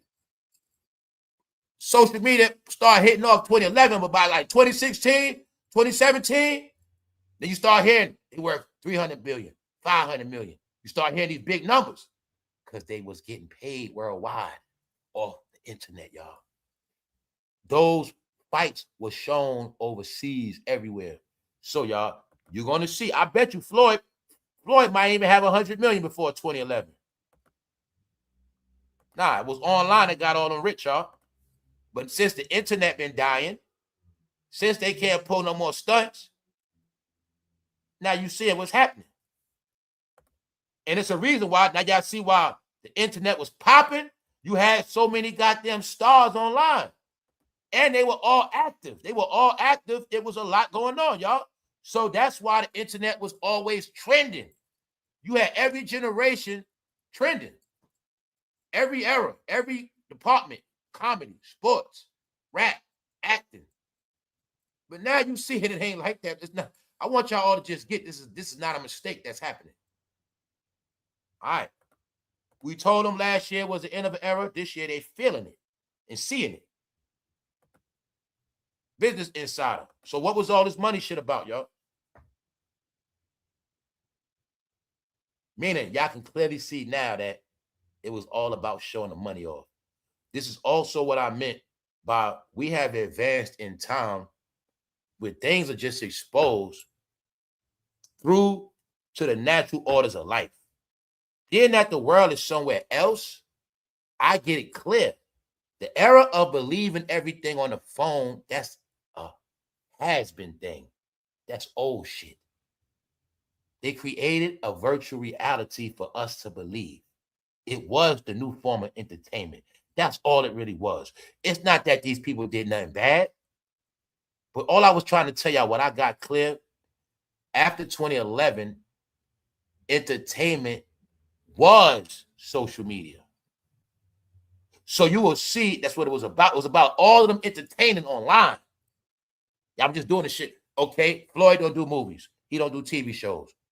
But now he can hit the live button and perform.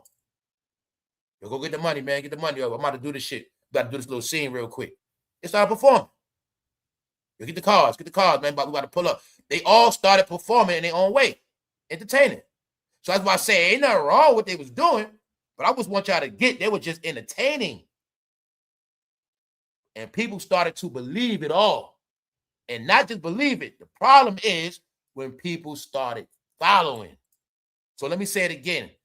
They are entertainers. They're supposed to do that. They didn't do nothing wrong. The problem is when people started following them. When you started doing that with your money, and you started thinking you Floyd in your head, and you start thinking you a celebrity chick, that's when shit started going wrong. Because that's the plan. They going to be broke, and you going to be broke. Because you're trying to keep up with them. Meanwhile, they just acting out. You going to do that with your work money. Then y'all going to start scamming. This also was inspiring the scammers, y'all. This inspired the PPP loaners. See? Somebody trying to get you to do the PPP loan, you like, nah, I ain't doing that shit. I'm good. I'm not doing it. But you keep seeing Floyd, bro. You keep seeing all this stuff on your timeline. Do it. Do it. Do it. Do it. See? And they just did it. That's why you're going to see, right? It was all a plot. It was a test. You're going to see, right? Check it out. Let me show y'all this with clarity. Let me go back to Floyd. I want to go to that Facebook post. I'll tell you what. This is what y'all going to see. As this was being posted online, what was happening? In your inbox, what you were seeing? People talking about the PPP loan, right? I do this. I do that. I do taxes. I do this. All this money talk was always online, right? I do the PPP loan. I do this, right? Though I kept telling y'all family, it was people baiting. It was already people incriminated in financial things, federally convicted people in finances were used as baiters online to get a lot of y'all to behave with this scamming shit. Y'all were all being set up. So you're going to see, as people were baiting y'all to do these loans and shit, scam, you're going to see that's the same exact time these celebrities were showing so much money. And that's why I never forget, when they started spelling their names with money and shit like that, that's when I knew they was going too far. But I always knew what they was doing. Because everything they did, they got the stupid ass men to do it. So now these men are actually selling drugs, showing their money. These guys actually stole the money, PPP loan. They're showing the money, incriminating themselves. So it's all the setup. The OnlyFans chicks, they're prostitute. They showing the money. So I told you it's the reason why everybody's going to prison. For many reasons. But I want y'all to see, because you can see it now. As the PPP loan was being promoted, you were seeing all these celebrities promote money, money, money. Do it, do it, do it, do it. See that? Boom. That's how I go, y'all. Because you're going to try to be like them, and you're going to do it. They didn't tell you to do it, but by you watching them, they talking signs and symbols. They would say, hey, you can be like me one day. You just got to do it. See that? We also going to look at Money Bag Yo, y'all. The real Money Bag Yo. Where it is, he was seeing counting fake money on the money counter. Let's go. Because they don't get money ain't a gimmick no more. People out here starving. Now, you don't believe that? Let's look at Floyd taking a loan. Hey, Floyd did a payday loan, y'all. According to this story, hey, he did the same exact thing we do. He took out a payday loan, guys. Check it out. Mayweather has also taken out in advance on his purse for the fight against Pacquiao. Here's the proof. That man took out a payday loan. There you got it. There you got it. So I don't know what to say. Maybe Floyd just want he just want to touch some new money. I'm not saying he broke, but you got it. Floyd Mayweather has also taken out an advance on his purse for the fight against Pacquiao. Y'all got it. Meanwhile, he's flossing the bread. Now, this is where I get to troll some more of these guys that love hip-hop. Cold word. You know what I'm talking about. Hey, bro, you this street guy, right? I know you gave it up. Streets is dead. Let's get it right. Streets is dead. Going to jail ain't cool no more. Who cares if you a snitch, bro? You come back outside. But let's get to this. A lot of y'all was talking money. This goes for you too, ladies. All y'all was talking about money. Money, money, money. Chasing money. I get money. I do this. I do that. All about the money. But if I ask y'all, when you go to a bank, how is the money distributed if I say I want $20,000? How do they distribute the money? Do y'all know that? How do the stacks come? How much comes each stack? Money chasers. Oh, another question. Do you know real money from prop money? Did you also get they mix it together too sometime? All right, because it's just entertainment that you're going to believe. Let's go. All right. As Pacquiao's team insisted, the Netflix streamed event at the Sphere. Check it out. Netflix stream event at the Sphere in Las Vegas remains in full professional bout, not the expedition Mayweather described in recent public remarks. So they saying it's going to be a real fight. But you see it's back and forth. 1 minute it's a real fight, 1 minute exhibition, it's back and forth. But as of now, it is a real fight. Meaning it's going to count against Floyd's record. Wow, I didn't see nobody say how much was in the money stack. Nah, there ain't no 10,000 a stack. No, it's not. So I just wanted y'all to see, man, how everybody's taught to love money, chase money, believe whatever the hell they see. But I wanted y'all to just see reality in 2026. A lot of people don't even know how the money comes at the bank. That's the reality, y'all, of a fake-ass world.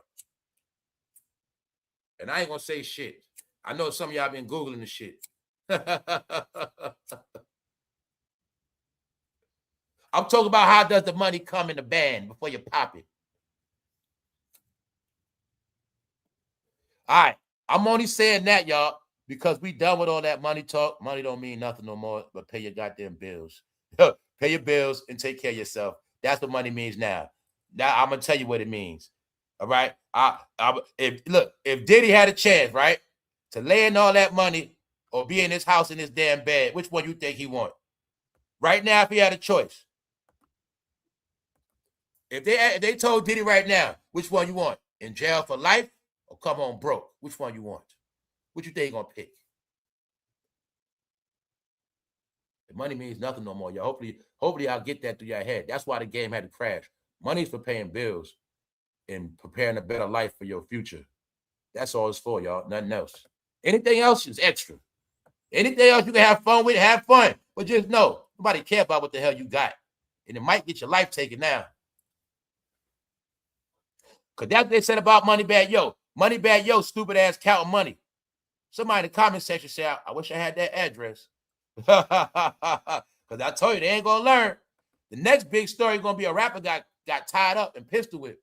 That's going to be, and it ain't going to be no shooting. It's going to be a real deal situation. A lone ball has a rapper kidnapped. It's going to be some real shit. Remember OJ? It's going to be some real shit. A dude going to be in a rental car with a rap in the back of the trunk on some real shit. That's coming next. So look, right? All this flossing, Floyd is taking advance money. Floyd taking out payday loans, y'all. He taking out payday loans from Netflix, I think. Let's go, man. Look at Moneybag Yo, stupid ass. This is why they don't understand hip-hop played out, man. Big-ass kid, goof bucket. Now check it out. There's a lot of things in this Moneybag Yo story. This shit funny as hell. He's a dummy. First of all, he don't know we know about him. We're going to leave that alone.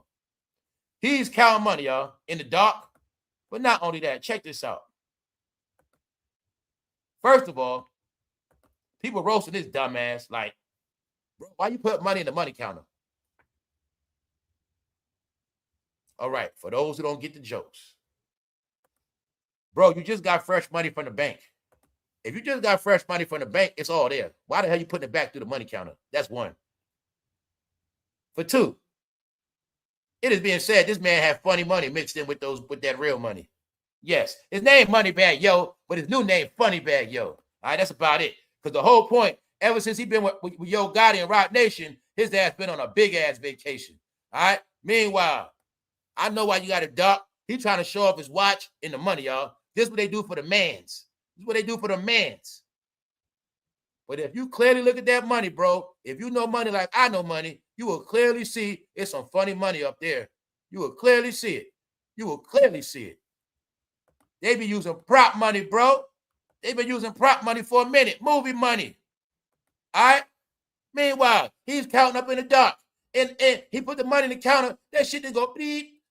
Period, man. What's wrong with these guys? They roasted them in the chat, in the comment. Yo, family, who gets money from the bank that they put through the counter, already counted, and he put it back to the money counter?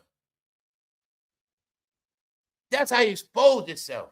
Because I told you, they doing anything to try to get any traction. They making up shit. They all stuck in the house. They all gonna be in dark houses. And ever since he been on Roc Nation, his ass been on a long vacation. His name Funny Bag Yo. That's his name. All right? So niggas strategically trying to show his watch and the money. But he slipped up on that camera and people saw that funny money. All right? Because you know why? He had it mixed in. All that shit was not wrapped up in the paper. Got it? He had it mixed in, and you'll clearly see some of that money light as hell. Yeah, his ass got busted. They don't respect technology, y'all. That nigga try to lay that shit out strategically. Oh, you see what I'm saying, y'all? He try to lay that shit out strategic. Meanwhile, what you're really looking at is this is the promotion that he has to do now. This is all they got left. There you have it. But somebody said, I wish I had their address because they ass stupid, y'all. They still trying to show off money in a crisis. But anybody that got a brain, if you look at that table, you will clearly see it's funny money. It's straight prop money on there. You'll see it. But I will give Moneybag Yo this when I said they understand the art of entertaining online. That's all he's doing is entertaining acting. So he could say, man, I was just acting. And he wouldn't be wrong because that's all he's doing. Now, he got real money mixed with it, but you don't got to be a genius to look at that money. You will clearly see some of that shit damn near white. No, man. This is hip-hop. So when I keep saying in hip-hop, it's okay to lie. You can do whatever, and they going to believe it. If my name Moneybag Yo, money is my promotion. All I got to do is put out money. Got him every time. Got him. Moneybag Yo. Who else? Money Mayweather. Got him. Meanwhile, bros don't even know how much money come in the paper band. They don't even know how much, they don't even know how many racks come in the band, y'all. They don't know. But they've been chasing hip-hop money their whole life. Know why?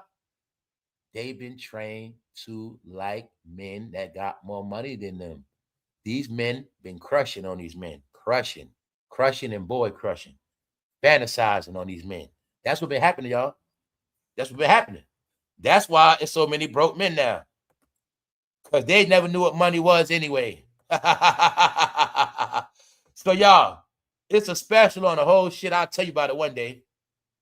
It's a series on the whole shit. How all this was fake. How people was able to get on this shit, get rich with nothing. You was going to believe them. All I got to do is act like I'm talking to an executive on the phone in front of you. You'll believe that shit. All I got to do is show you some shit on the phone. You're going to believe that. They show and prove to this day, y'all. It's a fact out the bag how so many scammers got caught and people got caught and their whole story was believed on these applications, y'all. Yes. And guess who the main people that believes it all? Yeah. I'm not playing. So I'm showing you now, y'all. Moneybag Yo. Counting bogus money. Some of it is real, but you got the proof. Floyd, he taking out payday loans. Then tell me that shit don't look ignorant now. All right? Tell me he don't look like he supposed to be standing outside the circus with tickets. All right. That's what it was, y'all. The party's over now. They grew up. They all grew up. But it's all weird. How many of y'all saw this? For some reason, Rick Ross always in Dubai. Rick Ross in Dubai cooking on the grill. But I know what happened. Them men in Dubai put him in his place. They told his ass, go to work. You shall be our servant. You know the rules. You know the rules. That fool is over there cooking shish kebabs. Rick Ross ain't talking that $1 million boss, big boy, big T. He ain't talking that talk no more, y'all. I ain't saying he broke. I'm not saying none of that. But all I know is he was looking like a peasant working on the grill. Why? Stupid. Do you know how many times, like in Manhattan, I go to my people that got the gyros, you know, my good people with the gyros. It made some good ass gyros. Well, they look just like that. Aki, they look just like him. Rick Ross was looking like he working on a food truck. He's in Dubai cooking like he's a worker. Talking about, what's up, my brother? I'm like, yo, what is wrong with these rappers, y'all? Did he go over there and the Saudis made his ass work? You shall be our servant. You a rapper over there, he a nobody. If he go over there and if he go over there and them princes tell him to do some shit, he got to do it. If they tell him to wash the car, we pay you to come wash the car. We just want a rapper to do it.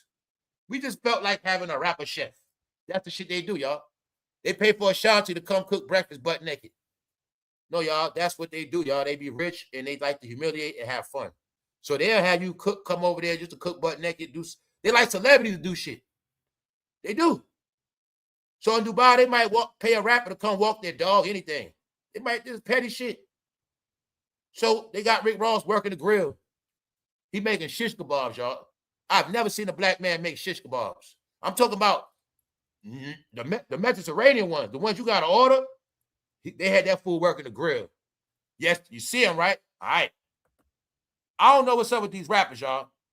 But y'all do know Dubai is over, right?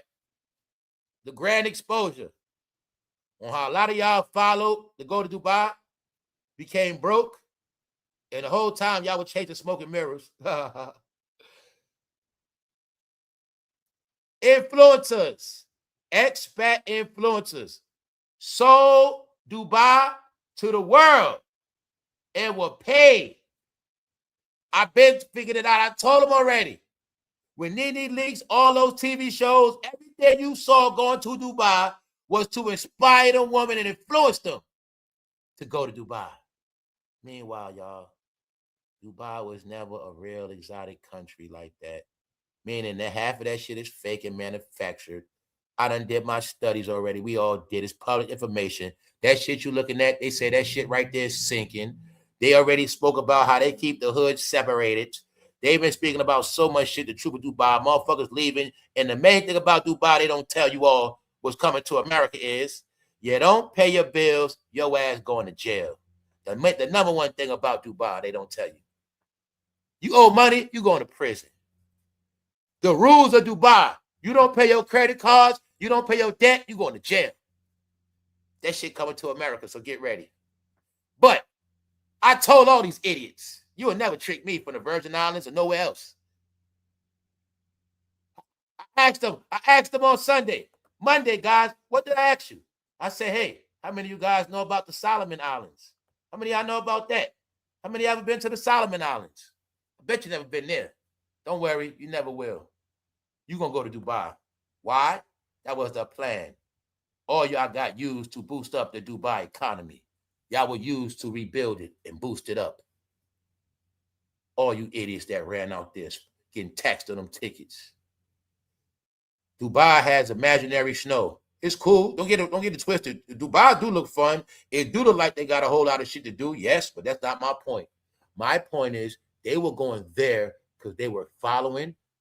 But what they didn't know is all of them are sheep because people were getting paid to steer them to Dubai because the plan was to help Dubai generate the money. So I told you in the end, a lot of y'all are straight foreigners. You spend all your dollars with foreigners, and that's why America is turning their back on you now. You can't cry for America to give you this money, and you spent your money everywhere else. I think y'all all been tracked. I'll tell you what happened. I think you've been tracked, especially if you're a TSA worker. All you got to know is y'all was spending money everywhere. Now I'm going to show you. Temu, you got them rich. That's a foreign entity. You kept going to Dubai. You got them rich. Foreign entity. I ain't going to keep talking about how much you go to the nails to get your shit painted and Africans to get your shit braided, foreigners, your whole life. Now, nobody has nothing for you, and you're crying to the gov why you ain't got this and got that. But I told you, they got hip. They study y'all on this computer, and they got the card. All y'all cards got pulled on this shit. That's what happened, y'all. When they tell you everything you say or use will be against you in the court of law, they lied to you. Because it's another part of that. The other part is this internet. Meaning they didn't tell you the whole story. Everything we said and did on here one day was going to be used against us, whether we like it or not. All right? Whether we like it or not. So that's why I told you all, it don't matter who you are. As long as you got them same emails that you had for years, that's all they ever needed. That's all they ever needed. That's all they ever needed. So I'm showing you. Here's your proof. Influencers sold Dubai to the world and were paid to look the other way. Thank you very much, Cindy. They were paid. Got it? Bingo. Now you got it? The build a bitch. The build a bad bitch. Instagram. This is what I meant. Everybody look alike. This is what I meant. When you wear Jordans and Dunks, I know where you got it from. This is what I was telling y'all. When you act like it ain't no more sneakers out, I know where you got it from, guys. I told y'all. It's like that when I go in public. If you got on them sneakers, you might be a thought or a hoe. That's what it means. Instagram hoe. Sell that coochie. But it also means you love social media and you're a follower. Those are the sneakers of a follower, y'all. Told you I've been knowing the code. It's a code to that shit. So in the search engine, you know what I put in? IG model on flight. Bingo. That's simple. That's the power of AI. This is why I was roasting y'all with that following shit. When I was telling y'all, it's not about what you wear and what you do. It's about how you're doing it. See, you don't wear Dunks and Jordans because you like them. You ain't been wearing them. No, you got influence to wear them. It was different signs and symbols of the follower. I'm just telling you a code I figured out. The sign and symbol of the follower online is how you identify them in public to know if they actually a follower. This is what I was telling y'all. The baby hairs mean you influenced by the internet. The Dunks, the tights. For the men, the Crocs. It was an identity thing, an identifier. Well, I started to figure it out. You can tell who's brainwashed or who's lost by the way they look and dress. Meaning you can tell who are the most influenced by social media because they're going to look like everything on the timeline. Their whole dress. And then what they start doing, talking like the timeline, repeating the same shit. This is how people became fake, y'all. And now I'm saying that because it was an era of fake it till you make it. Take trips to Dubai even though you can't afford it. Take all these trips. Hop on flights. So now y'all see, just this week, they've been installing these new what? Flight laws. You can't do this. You can't do that. You can't do this. It's because of this. Everybody followed the Instagram hoes, not knowing these women were being paid. A lot of people were paid, pulling stunts like they going, but they wasn't going for real. It was a plan. Follow the leader, y'all, right here. Because Dubai economy had to be boosted. And the plan is, hey, blacks, you're going to do it. You whites too. You're all going to be inspired by the Kardashians. Y'all going to be inspired by every reality TV show. Every reality TV show was to inspire you to go everywhere you never been before. And it worked. Plus, all other flight services y'all made money for. Let's go. See that? It's all over now. It goes down in the DM. Angela Simmons, who Yo Gotti rapped about. Don't forget, they got together and broke up because they were both going broke. But here you have it. In one whole day, nobody cares about Angela Simmons because they never did. That was when she had pastries. That was a long time ago. Angela Simmons, brutally honest story about dating Cam Newton. Who cares? No reactions, no likes, no comments. Her uncle is in Dubai trying to come home. Miss Angela, as long as Russell Simmons is your uncle, you shall not prosper until it's over. That's it. You used to be famous over your family, but now you're going to be embarrassed over your family. Update. Ain't no update. I just keep giving y'all the same updates. Oprah keep being roasted every day. She's still being roasted for Ozempic neck 10 hours ago. Here you have it.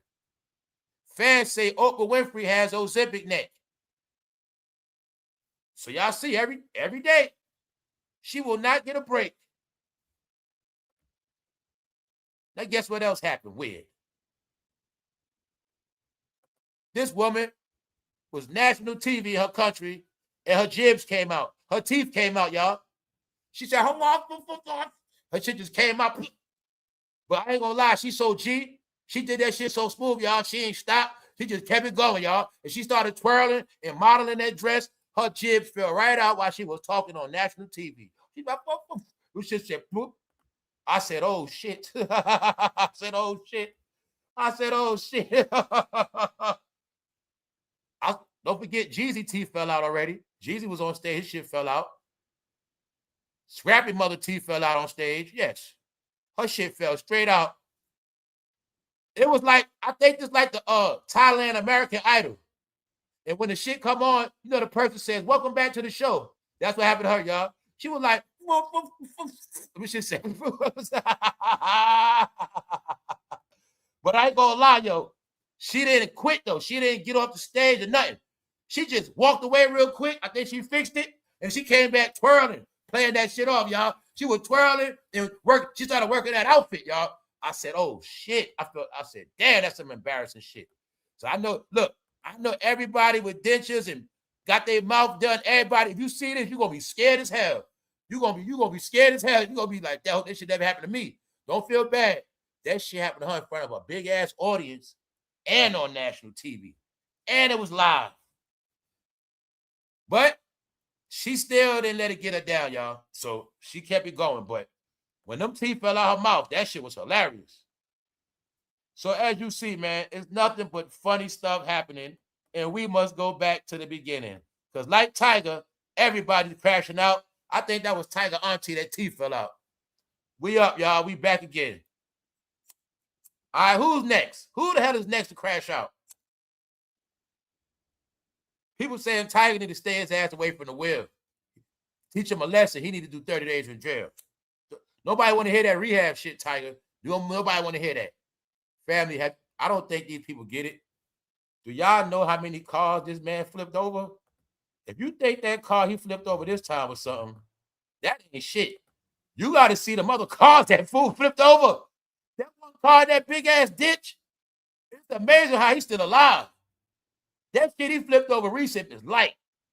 This man has flipped. You know what's funny about Tiger? The funniest shit is, too? Not only do he flip over cars and SUVs, I remember he promoted the Buick Rendezvous SUV, but I don't think they sold like that. I'm like, how the hell he flip over SUVs? He want people to buy an SUV with his face on it. That's not going to happen, bro. All right? Not only, guys, we got to look at this shit. Tiger don't just get an accident. This Negro flips SUVs. He flips SUVs, y'all. That nigga's dangerous, man. He don't just get it. He don't just get in accidents. He don't just hit poles or go. This nigga flips trucks more than once. No, his ass needs to go to jail. I'm going to say Tiger needs 30 days in jail, man. We don't want to hear no rehab shit. No rehab. We don't want to hear that. We want 30 days in prison, man. 30 days in the county jail like everybody else. Screw that. This man dangerous, man. All right, let's go. Because they dangerous too. You got it now? Do I got to repeat it? Do y'all get it? But see, if you knew your history, you would have already knew that Brandy and Aaliyah hung together, and you would have known the connection. It's simple, man. The internet is undefeated, which means their history is forever online. It don't matter how much they talk. It don't matter how much they do interviews. Just know when we all dead and gone, the stories will still be told. And all the truth won't start coming out. Brandy admitted she was only 16. What's in that movie, Belly? She said, I'm only 16. All right. They say in that culture, age ain't nothing but a number. Getting down ain't nothing but a thing. That's what Aaliyah said in her song. All right. Because it's taught. So all I want y'all to get through your head, R. Kelly lovers, it's okay. Just know, R. Kelly has faced his truth. So we can all laugh at R. Kelly all we want. No more secrets. R. Kelly's truth is to the world. Same thing with Diddy. What about everybody else? The multi-million-dollar question. What about everybody else, y'all? All right? So it's a reason why the game is dead. They thought they were going to just trash R. Kelly and just trash Diddy, but they're going to keep celebrating the rest of these idiots. That's not new. They were all crazy, y'all. And that's not new. All these people are going to be exposed in the end. Because the campaign happened already. Any media outlet that wanted to make a big name for yourself, you were supposed to do that right after Diddy got in trouble for when that shit broke news on national TV with Diddy and Cassie. That's when every media outlet was supposed to draw their line and said, either I'm going this way or that way. To make it racial for you ignorant people. That's when all the so-called white media outlets drew a line. And they said, we're making money off this shit. We're going to campaign against this woman abuse. We're going to campaign against this shit. We're going to interview everybody in this game that's been abused that'll step up. We're going to put the national word out on what this world is about with this trafficking shit. The blacks didn't do that because that was the blacks' time to stand up. BET, they were supposed to extra promote anti-trafficking events. They were supposed to have awareness to domestic violence, all different type of things, discussions, panels. You didn't see that. You didn't see all these goddamn black content creators with 12 niggas on a panel. They wasn't having no domestic disputes. They wasn't having no closure. They wasn't having no real cultural things of fixing and healing. They didn't do that. So nobody that rebranded during that time, they didn't know it. It was the fucking end of them. Because they thought that this culture was going to keep on going on. But a line was drawn and they said enough is enough. We watched this shit for 30 years. They got the result of the red dot list. They say, damn, the whole America can't be offenders. This shit has to stop. The new generation must not look up to this. And we also had to prove those guys, they don't care. Even though they're the main ones abused and the main participants, they don't care. So why should we care? So what we're going to do is let them be over there and we'll separate the rest of the world from them. And it's going to be a self sign up thing. Everybody that's not with the country, they shall be with the other people, and they're going to fend for themselves. So being that y'all didn't step up when it was time to step up, that's why nobody want to hear your mouth no more. I told you 1,000 times what this about. You guys are the face of abuse, the participants in it. But when it comes time to stand up for anything other than racism, somehow your mouth is broke and your tongue is cut. But you didn't know that was going to be our last judgment in the end. So when I told you Diddy admitted his faults, that means he faced redemption. Redemption is the American fiber, forgiveness. So you know what that means? Diddy's going to have a career when he's finished and nobody else is. And if he don't got a career, that really means nobody does, because he has a redemption story. The only story left in this game would have been redemption stories. But all redemption stories were to be told 2023, 2024.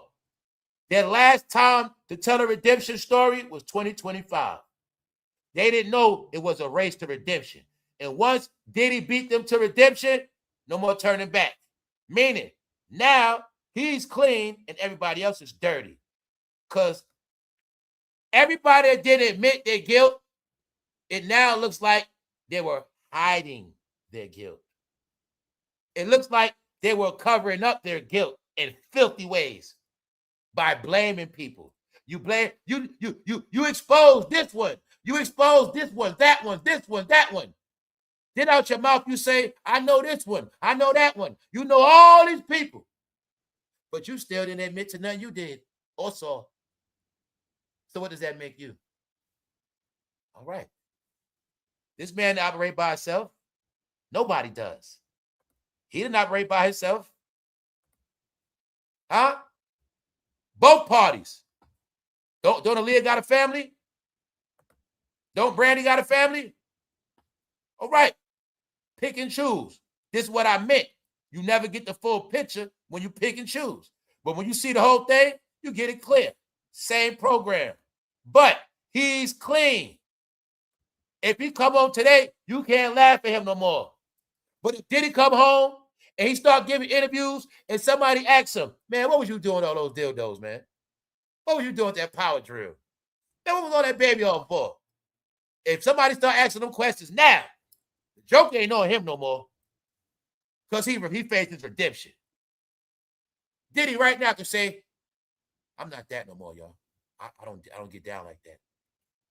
You know, I used to play around, you know. I don't play around like that no more. He can say that. But can everybody else say that? All right.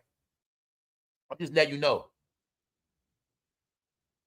When all y'all thought somebody was going to be doing better than him, no.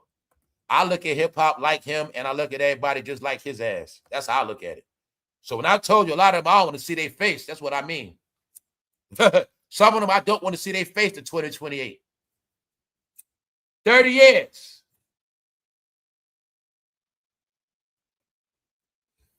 So, did anybody else face their redemption? Did anybody else admit the shit they saw, the shit they did? Did anybody else apologize for what they promoted? No. All right then. When hip-hop has been accused of one of the main reasons why those men go to jail and die, have you seen any rapper apologize? All right then. Or does it mean when rappers see your face, get money? Get money to the end, bro. Get money. Get money. Meanwhile, these dudes are so petty, they couldn't wear a pair of Diddy socks. All right? No, it's a reason why Jada was in that goddamn shiny suit. All right? I'm saying it for a reason, y'all. Because let's read his own story. You ask yourself, did any other rapper say this? Did anybody? Anybody? So as you see, right here the proof. Combs' new release date is 10 days less than it previously updated release date, which was moved to June 4th, 2028 to April 25th. Early this month, he has been serving time at Fort Dix Federal Correctional Institution, a low-security prison located in New Jersey. Let's go. So Diddy broke his silence. But you're going to see, right? Everybody trashed him, but they didn't tell you his redemption story. You see? I trashed that man. I dragged him. Hell, got them ball laughing at that shit. But I also gave you full detail of the man's redemption.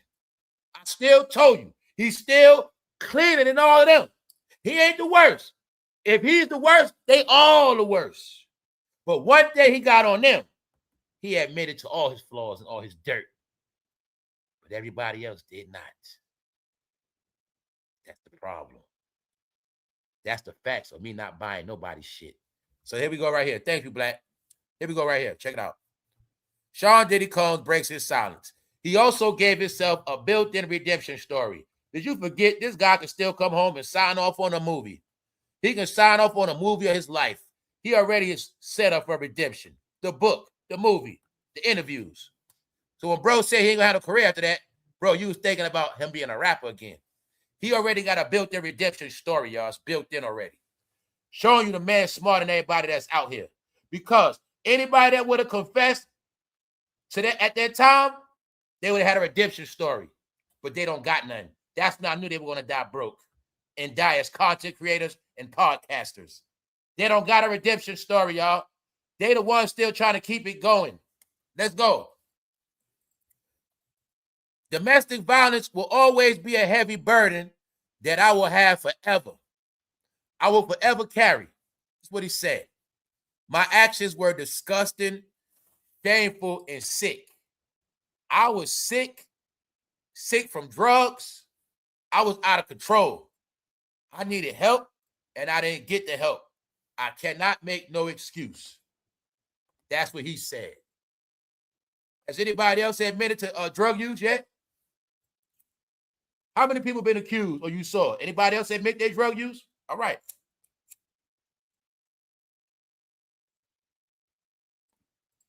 Has anybody else sat on the app, sat on a platform and told you to your face how disgusting they are? Or the shit they did and saw? All right. So let's finish on, y'all. Nobody's perfect. Diddy was a scapegoat. All right, so you got your proof. R. Kelly and Diddy were scapegoats for everybody else. Now y'all got it. Let's go. Let's continue on. He said, I make no excuse. That's it. He went on to share how the case impacted him. I'm just a human being. I was just trying my best. I got lost in my excess and lost in my ego, he continued. Because of my decision, I lost my freedom and the opportunity to raise my children and be there for my mother. I lost all of my businesses and lost my career and destroyed my reputation. And most of all, I lost my self-respect. I have been humbled and broken to my core. I hate myself right now. I have been stripped down to nothing. Got it? Meaning, ain't nothing else you can say. He has nothing, meaning he can't do nothing but come up. And that's what a lot of people be scared of. You got to hit rock bottom sometime to come all the way back up, to come up for real. It's called get it over with. He took his hazing. He took a grand hazing. A grand hazing from the world. The whole planet hazed that man. You can't get no deeper than that. You can't get no more ruined than that, y'all. Because in that game, once you lose your influence in your face, that was enough to want him to take himself out. You got it? But just know, he admitted all his shit. So, what makes anybody else better than him? That's all I'm saying. What makes anybody else better than him? What makes anybody else better than him? See, boys to men, they ain't tough at all. They not street. They none of that. But this was their lifestyle and culture. Before Cassie got with Diddy, who was she with? Ryan Leslie. I peeped the Hollywood code. I peeped the code of them, y'all. They get them young. They just don't bring them out to a certain age. Monica, same story. Bow Wow, same story. But just know, he confessed. Atlanta didn't confess to nothing yet. Atlanta didn't do nothing. All right? So y'all got it? We ain't done yet. Check it out. He continued. I lost my self-respect. I have been humbled and broken. I am truly sorry for it all. No matter what they say. That's what he said. He telling y'all, I am truly sorry for it all, no matter what they say. He telling you, yeah, they out there hating on me. Yeah, they saying I ain't going to change. But what about them? That's my whole point. How the hell was you around this man all them years? But you don't know nothing and you quiet. Ain't about what you know. It ain't about you saying nothing. He set it up where y'all automatically going to look guilty because y'all look like his victims and his participants and his door watchers and his car drivers. He separated himself from the dirt. That means y'all still dirty because y'all didn't separate yourself. Yeah, I was there, but I ain't do nothing. Yeah, I saw some shit, but I couldn't stop it. They didn't say that. It's too late now. Bingo. See, I tell you, keeping it real means a lot. Well, you can keep it real with somebody, but at the same time not turn on them. But at the same time, separate yourself from them. So anybody that didn't do what I just said when that shit went down, they finished. by default because he admitted to all the dirt. I hung with the bros every day. I hung with your husband, your big brother. I hung with your uncle every day. Truth come out, all the dirt I did with that fire on. And now all y'all people's acting like they was never with me. They didn't do shit. They don't know shit. Meanwhile, they might have shot more people than me.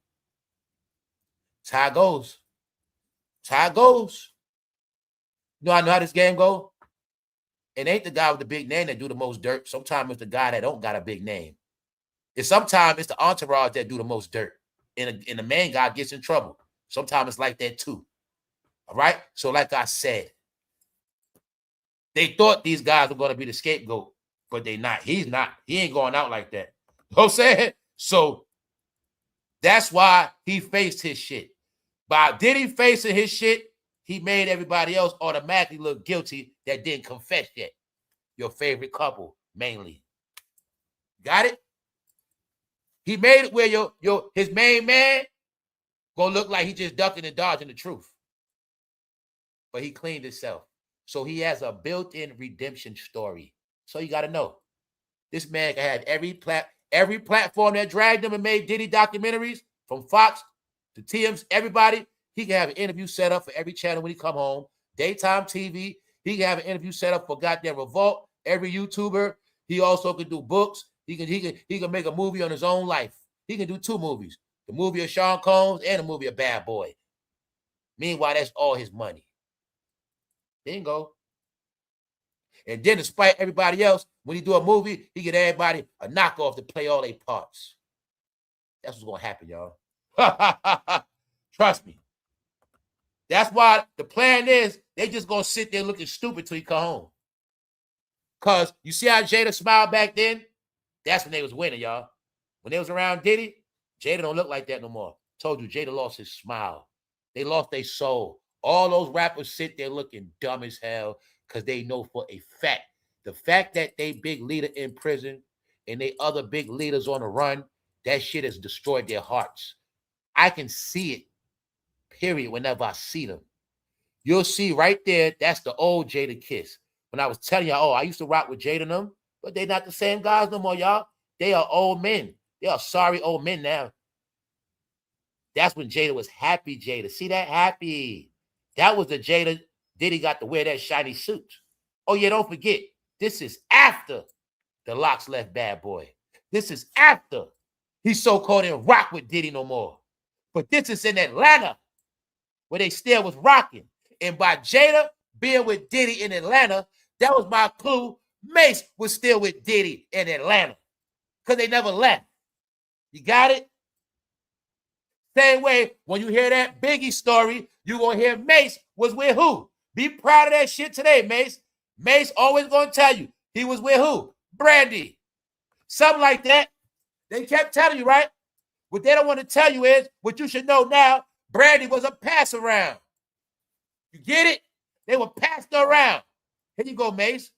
Here you go, Shine. But this only woman y'all going to ever touch in this game. Hey, any more records, any other woman y'all touch? Hey, Shine, Mace, any more proof, any other woman y'all knocked down? Because if y'all ain't knocked down no other woman, Shine, hey, Shine, if you ain't hit no other woman, guess what I think about you? What I already thought already. Shine, you are the bitch that did 10 years for Diddy, came home, went right back to Diddy. Sound like a lover to me. And Diddy said, you can have Brandy, Shine, but that's it. Other than that, Shine, do you have any other woman to brag about? Hey, Bad Boy artists, do y'all have any other woman to brag about other than y'all friends? Mariah Carey, that's y'all friend. Brandy, that's y'all friend. Hey, Bad Boy rappers, Def Jam, do y'all have any stories of the chicks y'all been with? Y'all give a lot of interviews on these platforms. Y'all always giving hip-hop stories. Do y'all have any stories of R&B chicks y'all knocked down? Any? Because I didn't hear none yet. Only thing y'all told me with pride is Brandy. I looked at Brandy like my little cousin, man. You think I was proud of that shit? So, what if Brandy was my cousin and I knocked y'all ass out? Because y'all was online playing with that girl name. And she's a grown-ass woman. I saw them niggas Kiki and recently talking about Brandy. Because they clowns, y'all. Sean, when you gonna admit only woman you ever had in that game was Brandy? Oh, their favorite rapper was with Brandy before his wife. We know this already. What if I told you I think Brandy and Aaliyah was used for incrimination, especially Brandy? What if you found out half of the rap game was incriminated before 2000 came in if their ass was with Brandy first? Ha ha ha. The diddler strikes again. They was already incriminated. Told y'all Brandy's the clue and the proof, y'all, of a lot of shit. She's the clues. And Aaliyah. And the truth is, when you saw Aaliyah at that freak off, those guys were hanging around her. She been around the whole time. She was around since that age right there, because her and Brandy was tight, and they all was together. But you're going to see, told y'all got the proof now. They all exposed. You know why? They went 20 years to go out their way without saying anything about Aaliyah, period. Whether positive or negative. You could clearly see the code word was stay away from Aaliyah conversations. So I told you, by them talking and running their mouth all these years with all these interviews, it was going to show a track record of all the interviews they didn't do and all the conversations they never had. Huh? That's why Brandy's still telling you about what? A car accident. She's still talking about a car accident. Hey, Brandy. Hey, what's some of the things you and Aaliyah used to do together? Oh, I ain't talking about no Aaliyah shit. But the pictures are still online. There's nothing going to do about it. Because if you go into her and Aaliyah, then you're going to know how long they were together. And then you're going to go and told you guys it's a reason why they don't give interviews. Because they know certain questions. And if they question, they're going to be controlled. Well, Brandy, how did you get in this game? Who did you first meet? Who was your mentor? Who gave your first record deal? And why? And this, you see what I'm saying? That's the rabbit hole. Well, Brandy, you was with Aaliyah too the whole time. Oh, it happened. You see how easy it is? So my whole thing was, I'm not saying snitch on nobody. I'm just saying the charades game is what make the entertainment trash. The cover-ups is what make it bullshit because we all know better. Meaning, when people like Brandy been around these people as a youngster, and she don't say nothing, like, yeah, I was around these perverts. She don't got to expose nobody. Brandy could have said, yeah, I was around these perverts. Yeah, it's a lot of perverts. Yeah, they try to do stuff to you. She know better than to say that. Because if she say that, it's some people going to be offended. So Brandy's going to keep talking about a fucking car crash. Meanwhile, y'all, see your face. It wasn't just Diddy. It was not just R. Kelly. God damn it, it's all of them. One way or another, they're going to be woke. They're going to be one or the other. If they ain't that, I just tell you this. They everything opposite of a grown-ass woman. Everything opposite of a grown-ass woman. That's all you got to know. Everything else but that. You see Brandy with that makeup on? So Brandy admitting she was 16. Is she trying to put the smoke on him? Or is Brandy trying to get some of them old heads to come to her concert? Which one is it? Because the word is, y'all culture is filled with that. And I'm going to say it again. Told y'all that beard represent you know who. See, back in the days, y'all didn't wear those beards. But after 2020, y'all always walking around looking like the goat. The Pied Piper. That's right. Y'all always walking around looking like the goats. Why? Everybody that got locked up in sex trafficking, every man, majority of them had that same beard. That beard was the identifier of the Chester. And just so happened, Diddy had that beard, R. Kelly had that beard, and I just started looking at it different after that. And I started looking at all these men on these apps with these youngsters with that beard. Not a cut down beard. Not a beard that's, a 1 or a 2. Not a beard you could brush. No, they had them beards right there. The Peter Pan beard. That's what I call it. All right? See? It's right in your face. He didn't wear them back then, but he got one now. What else? This article of Brandy speaking about her dating at 16, you're going to see they made sure they put his face on there with that beard. Because it means y'all era are a bunch of you know what. That's right.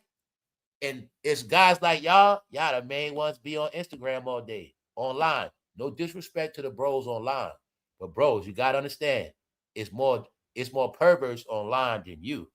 I know it's a lot of good bros out here, but the only problem is for perverts, that's their Bible. That's it. So you got it? Everybody is dirty until proven otherwise. Until everybody else confesses, they're all dirty, y'all. It's just what it is. And there's many names of people you're not going to know here, but Brandy's the last one left for a reason. She is y'all proof. She's just not going to talk like Orlando Brown.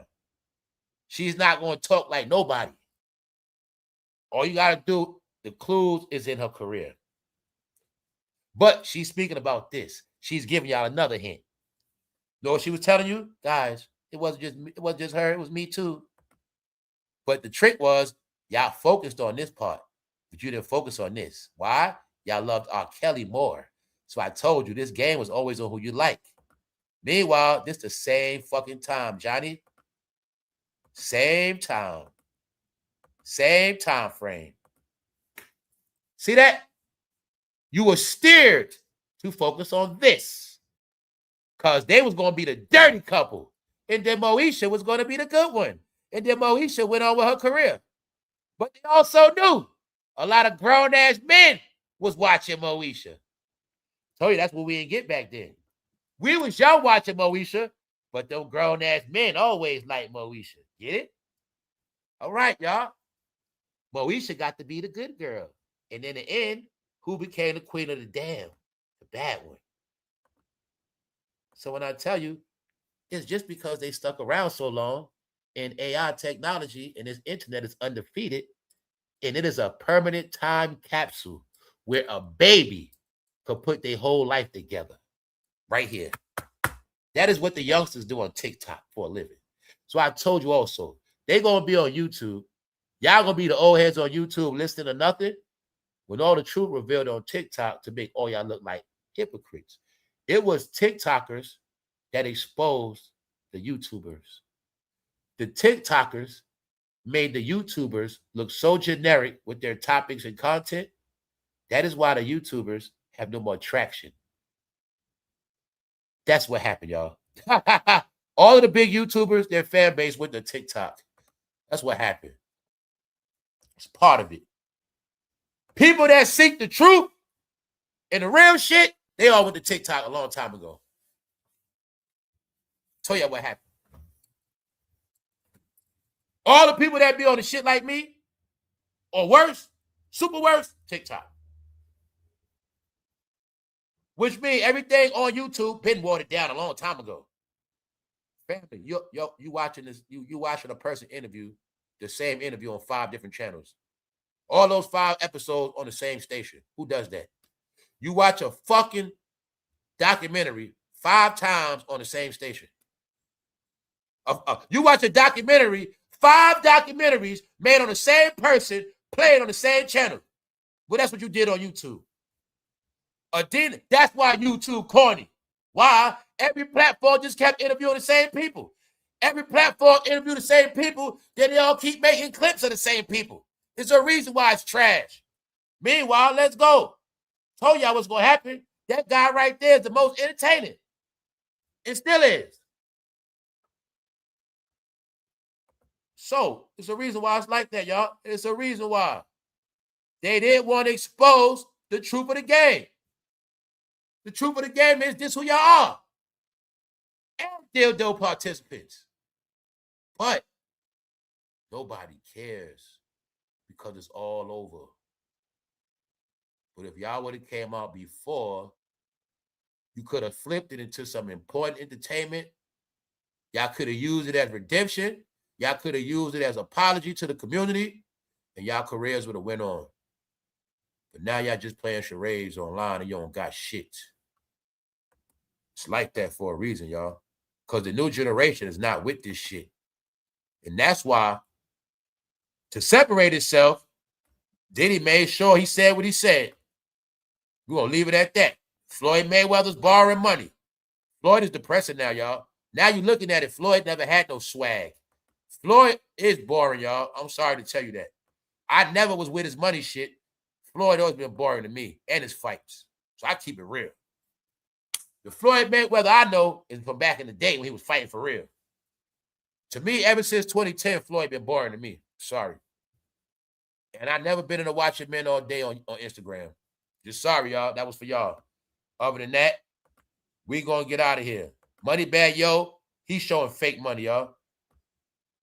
Check this out. This dude showing prop money. He got prop money mixed with real money, y'all. And people said, fool, why the hell you supposed to got money from the bank and you putting it in the money counter, dummy? Why the hell you counting money twice? That's Floyd money. Money Bad Yo, he made sure that camera was far, y'all. Yeah, Money Bad Yo, he had that shit strategic. See what I'm saying? He playing that shit out. Now, I'm going to just show this part right here. Now, look, anybody with a brain, no. Look at that stack right there by the money counter. You will clearly see that shit mixed with prop money. You'll see it right there. All right? Now, them $100 upside down on the table, those are real. Because he got it. He playing games, bro. But that stack right there, looking at you, facing you, you see that stack, y'all. All right. Now, I'm going to show y'all again. He did it. He tried to do it strategic. He tried to show his watch off. He tried to use this shit to go viral. Meanwhile, Money Bad Yo was being seen with funny money. See that? He tried to show his jewelry off for clout. But right here, when he told that camera, back up. When he put all that money back on the table, he said, back up. You see it? Now you'll see that shit mixed money with real money. You'll see it. Only people that know money see that. I don't need no motherfucking pen. I know money. I know how I feel, smell, hold it up. I know that shit. So look, can y'all see it? You'll see the fake stacks mixed in with the real stacks. I heard the video. He was putting money in there. I ain't hear no shit go bleep.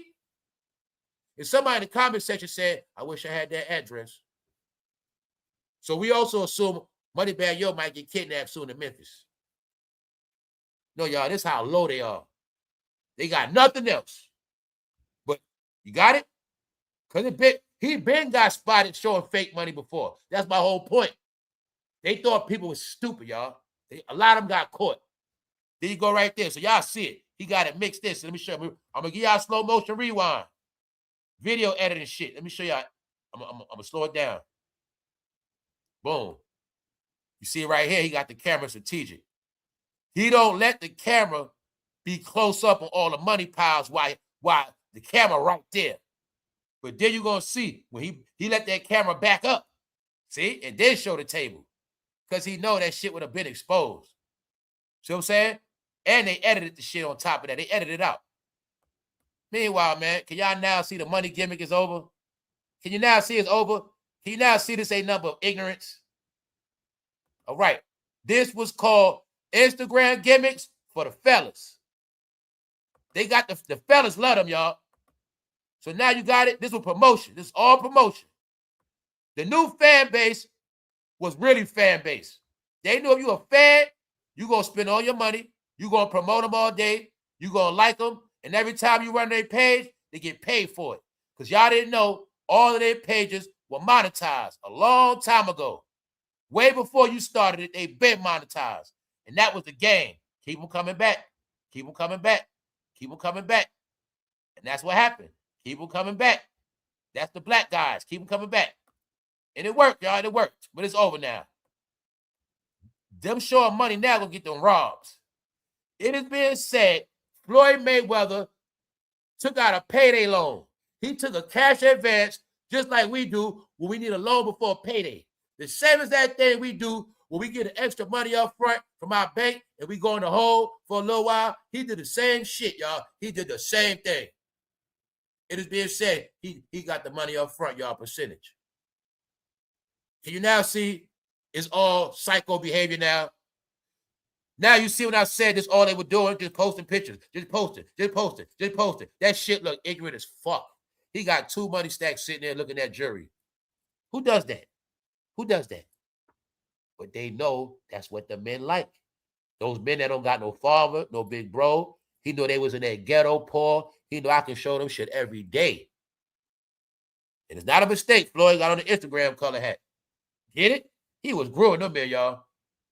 Yeah, man. So them men really like these rappers, y'all. They really love Floyd. Get it? So anybody now, you got it. Anybody that was arguing, okay, throughout the years, bro, I know you argued with a lot of people about Floyd, and you was like, man, Pacquiao to knock his ass out, but you always had a one man going hard for Floyd. No, man, Floyd, man, he nice, man. Floyd, this, man, Floyd. Man, they fucking love Floyd. They loved them some Floyd, y'all. These men had no clue in the end. They was going to love all these men more than goddamn women love men. And that's what happened. Why I say that? Because these men couldn't do no wrong, y'all. LeBron couldn't do no wrong. Floyd, I'm just thinking in my mind of all the men I would hear speak, go hard for them, argue, fight, debate on these platforms. I'd be like, yo. Meanwhile, if I ask you when the last time Floyd knocked somebody out, tell me right now, where the real men at? Where the real boxing fans at? You tell me the year right now. I know you got to Google it, but hurry up. When the last time he knocked somebody ass out? Cold.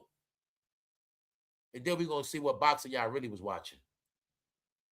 How many knockouts? How many TKOs? Come on, y'all. I'm just going to show you. That shit been wrestling. I mean, his fights were. How many knockouts? What was last year? Give me a year.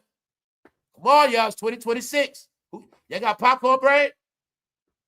What that means, it was never boxing. Floyd put on a good show. It was boxing, but he was putting on shows. It was not no real boxing. Got it? Come on, y'all. They can't even tell me that boy knocked somebody out. Was that real boxing? No TKOs? Did Floyd come out of fight with both his eyes black? All right, y'all. Those are cat fights y'all were watching, man. My point is, you didn't love Floyd because it's boxing. You love Floyd because you just love Floyd. That's my whole point. Not to disrespect Floyd boxing skills. Floyd is smart, yes. He knew better than getting hit, but I wanted y'all to get that shit through y'all head. That last era was not real boxing, and you don't like Floyd because it's boxing. You like Floyd because of that Instagram timeline. See, when I like Mike Tyson, because they knock motherfuckers out because of boxing, fool. I ain't give a goddamn about Mike Tyson. He's an idiot now. When Mike stopped knocking people out, I was done with Mike. Sorry. Especially he was biting ears and shit. Hell no. Been done with Mike. So y'all got your proof. You didn't like Mayweather because he was a good boxer knocking people out. Y'all like Mayweather because y'all like Mayweather. And y'all was grooming. He was grooming y'all. Some of them men was fantasizing on getting in that bed. Yeah, man, that's what Mayweather was doing, trolling their ass. All right? You ain't never gonna have this money. Never. But bro, if you sell your ass, you can get this money. Other than that, you ain't getting this money. You got it? You looking at fantasy world. This all the shit we spoke about. They created this fantasizing shit. The only problem is a lot of people believed it, followed it, and got stuck in it. This is why men started looking down on jobs, start thinking like stuff is corny. They believe the dream that one day they all gonna have that kind of money, y'all. Even though earlier in this episode, I asked the men, do you know exactly how much money comes in that paper bag? And nobody said nothing for real. They didn't know. The fact they chased money is what made them cartoon characters. For Bugs Bunny, it was the carrot. See, for Tom, it was chasing Jerry. They didn't know their cartoon was going to be them chasing money. Some shit they never going to get. And every day it's going to be the same fucking rerun. Got it? Their life, it became a joke, y'all. It was a plan. We're going to get the whole world to acknowledge these people following fake shit, believing fake shit, trying to be all the shit they're not. Instead of them doing the right thing, they have proved they never going to do the right thing. They don't believe in God. Fool, they believe in rappers. They don't believe in religion. They believe in strip clubs forever. They don't believe in shit that's real. But if it's something fake, they will argue you to death. If it's some fake shit, they will fight you. If you don't agree with their bullshit, they will take your life. And that's why they're a problem now. That's why they got to go. And that's the judgment from America, y'all. And I'm going to say we out on that. So hopefully, every day, you got a chance to get it right. Because you're going to see, every day, every month, it's just getting worse and worse and worse and worse. That's it. And my slogan is, it ain't going to stop. So, y'all have a good day. Enjoy your spring. And I'll holler at y'all very soon. More to come. It's just a reality, y'all. So remember this. We done with R. Kelly conversations. All right? This is how I look at it. I look at Brandy just like them. I look at them all the same, y'all. I just do. I don't want to see her fade, none of them. I look at them all the same. That's why I told you I ran from that whole era a long time ago. The only reason why I'm ahead of y'all, everything I'm saying, I was saying that shit back in 2011, 2010, when I first started noticing all this shit. So that's the only difference. I've been understood. They represent my dark ass past of fucking failure and misery and suffering. And they make me think of dead people and people that's not here no more. They make me think about everything dirty and negative and foul. Oh, dead. Get it? That's what they make me think about. So I've been not dealing with them. Because like I say, it's not like they got nothing new. If they would have had something new throughout the time, they would have had some new shit. They didn't do nothing new. Their whole life is trying to make me back in their old life. No, they're miserable, and they want me to be miserable like them because they stuck in that shit. Look at Brandy miserable ass. Miserable as hell. That's why they got to stay drunk. That's why they fucking be depressed. That's why they be on meds. They fucking hate their life, y'all. They hate it. But see, that's the payback for them. They wanted me to hate my life. Sorry. Brandy recalls suffering unimaginable grief after 2006 car crash. If it ain't for good stories, they don't have none. Because they don't have no good stories. It is also called, when your career doesn't advance, you don't have new shit to talk about. So you have to talk about shit 20 years ago. Let's say it again. 20 years ago. Because she didn't do shit in decades. So I tell you, if you don't comprehend Brandy is representing 20 years ago, you fucking have dementia, y'all. She is your total proof and clues to ask yourself, did you grow up or not? Are you still the kid from Moesha days? Are you the older version of Moesha like Brandy? Or are you a whole new person? This is 20 years ago, y'all. Why is she still talking about death? Her sorry ass life. All right, you got it? All right. So when you get the new generation is in another direction. They know about energy. The new generation also don't entertain dark, depressive, demonic energy. That's for y'all. That's why I told you they look at hip-hop and black culture as death, dark, black angels, dark, Tupac, Biggie, death, murder, funeral home shit. Because people like Brandy won't stop talking about her death stories. All right? All right. Our era has the most death stories of all time in American entertainment history, period. All right? You got it? The most jail stories, the most death stories, the most RAPE stories. You didn't get it yet? So now on that note, this is why the chapter's closed, y'all. We done with this shit. If I can help it, I don't even want to have no more sex topics, no more topics of this shit. That's how far I'm from it. But just, I want all y'all to get it clear today. Diddy apologized. He said what he said. Until everybody else apologize or go to jail, ain't nobody else clean, y'all. It's just not. And on top of that, they the main ones left with no fucking talent. That's what make it even worse. All right? So, on that note, y'all enjoy your day for real this time. I'm out. One.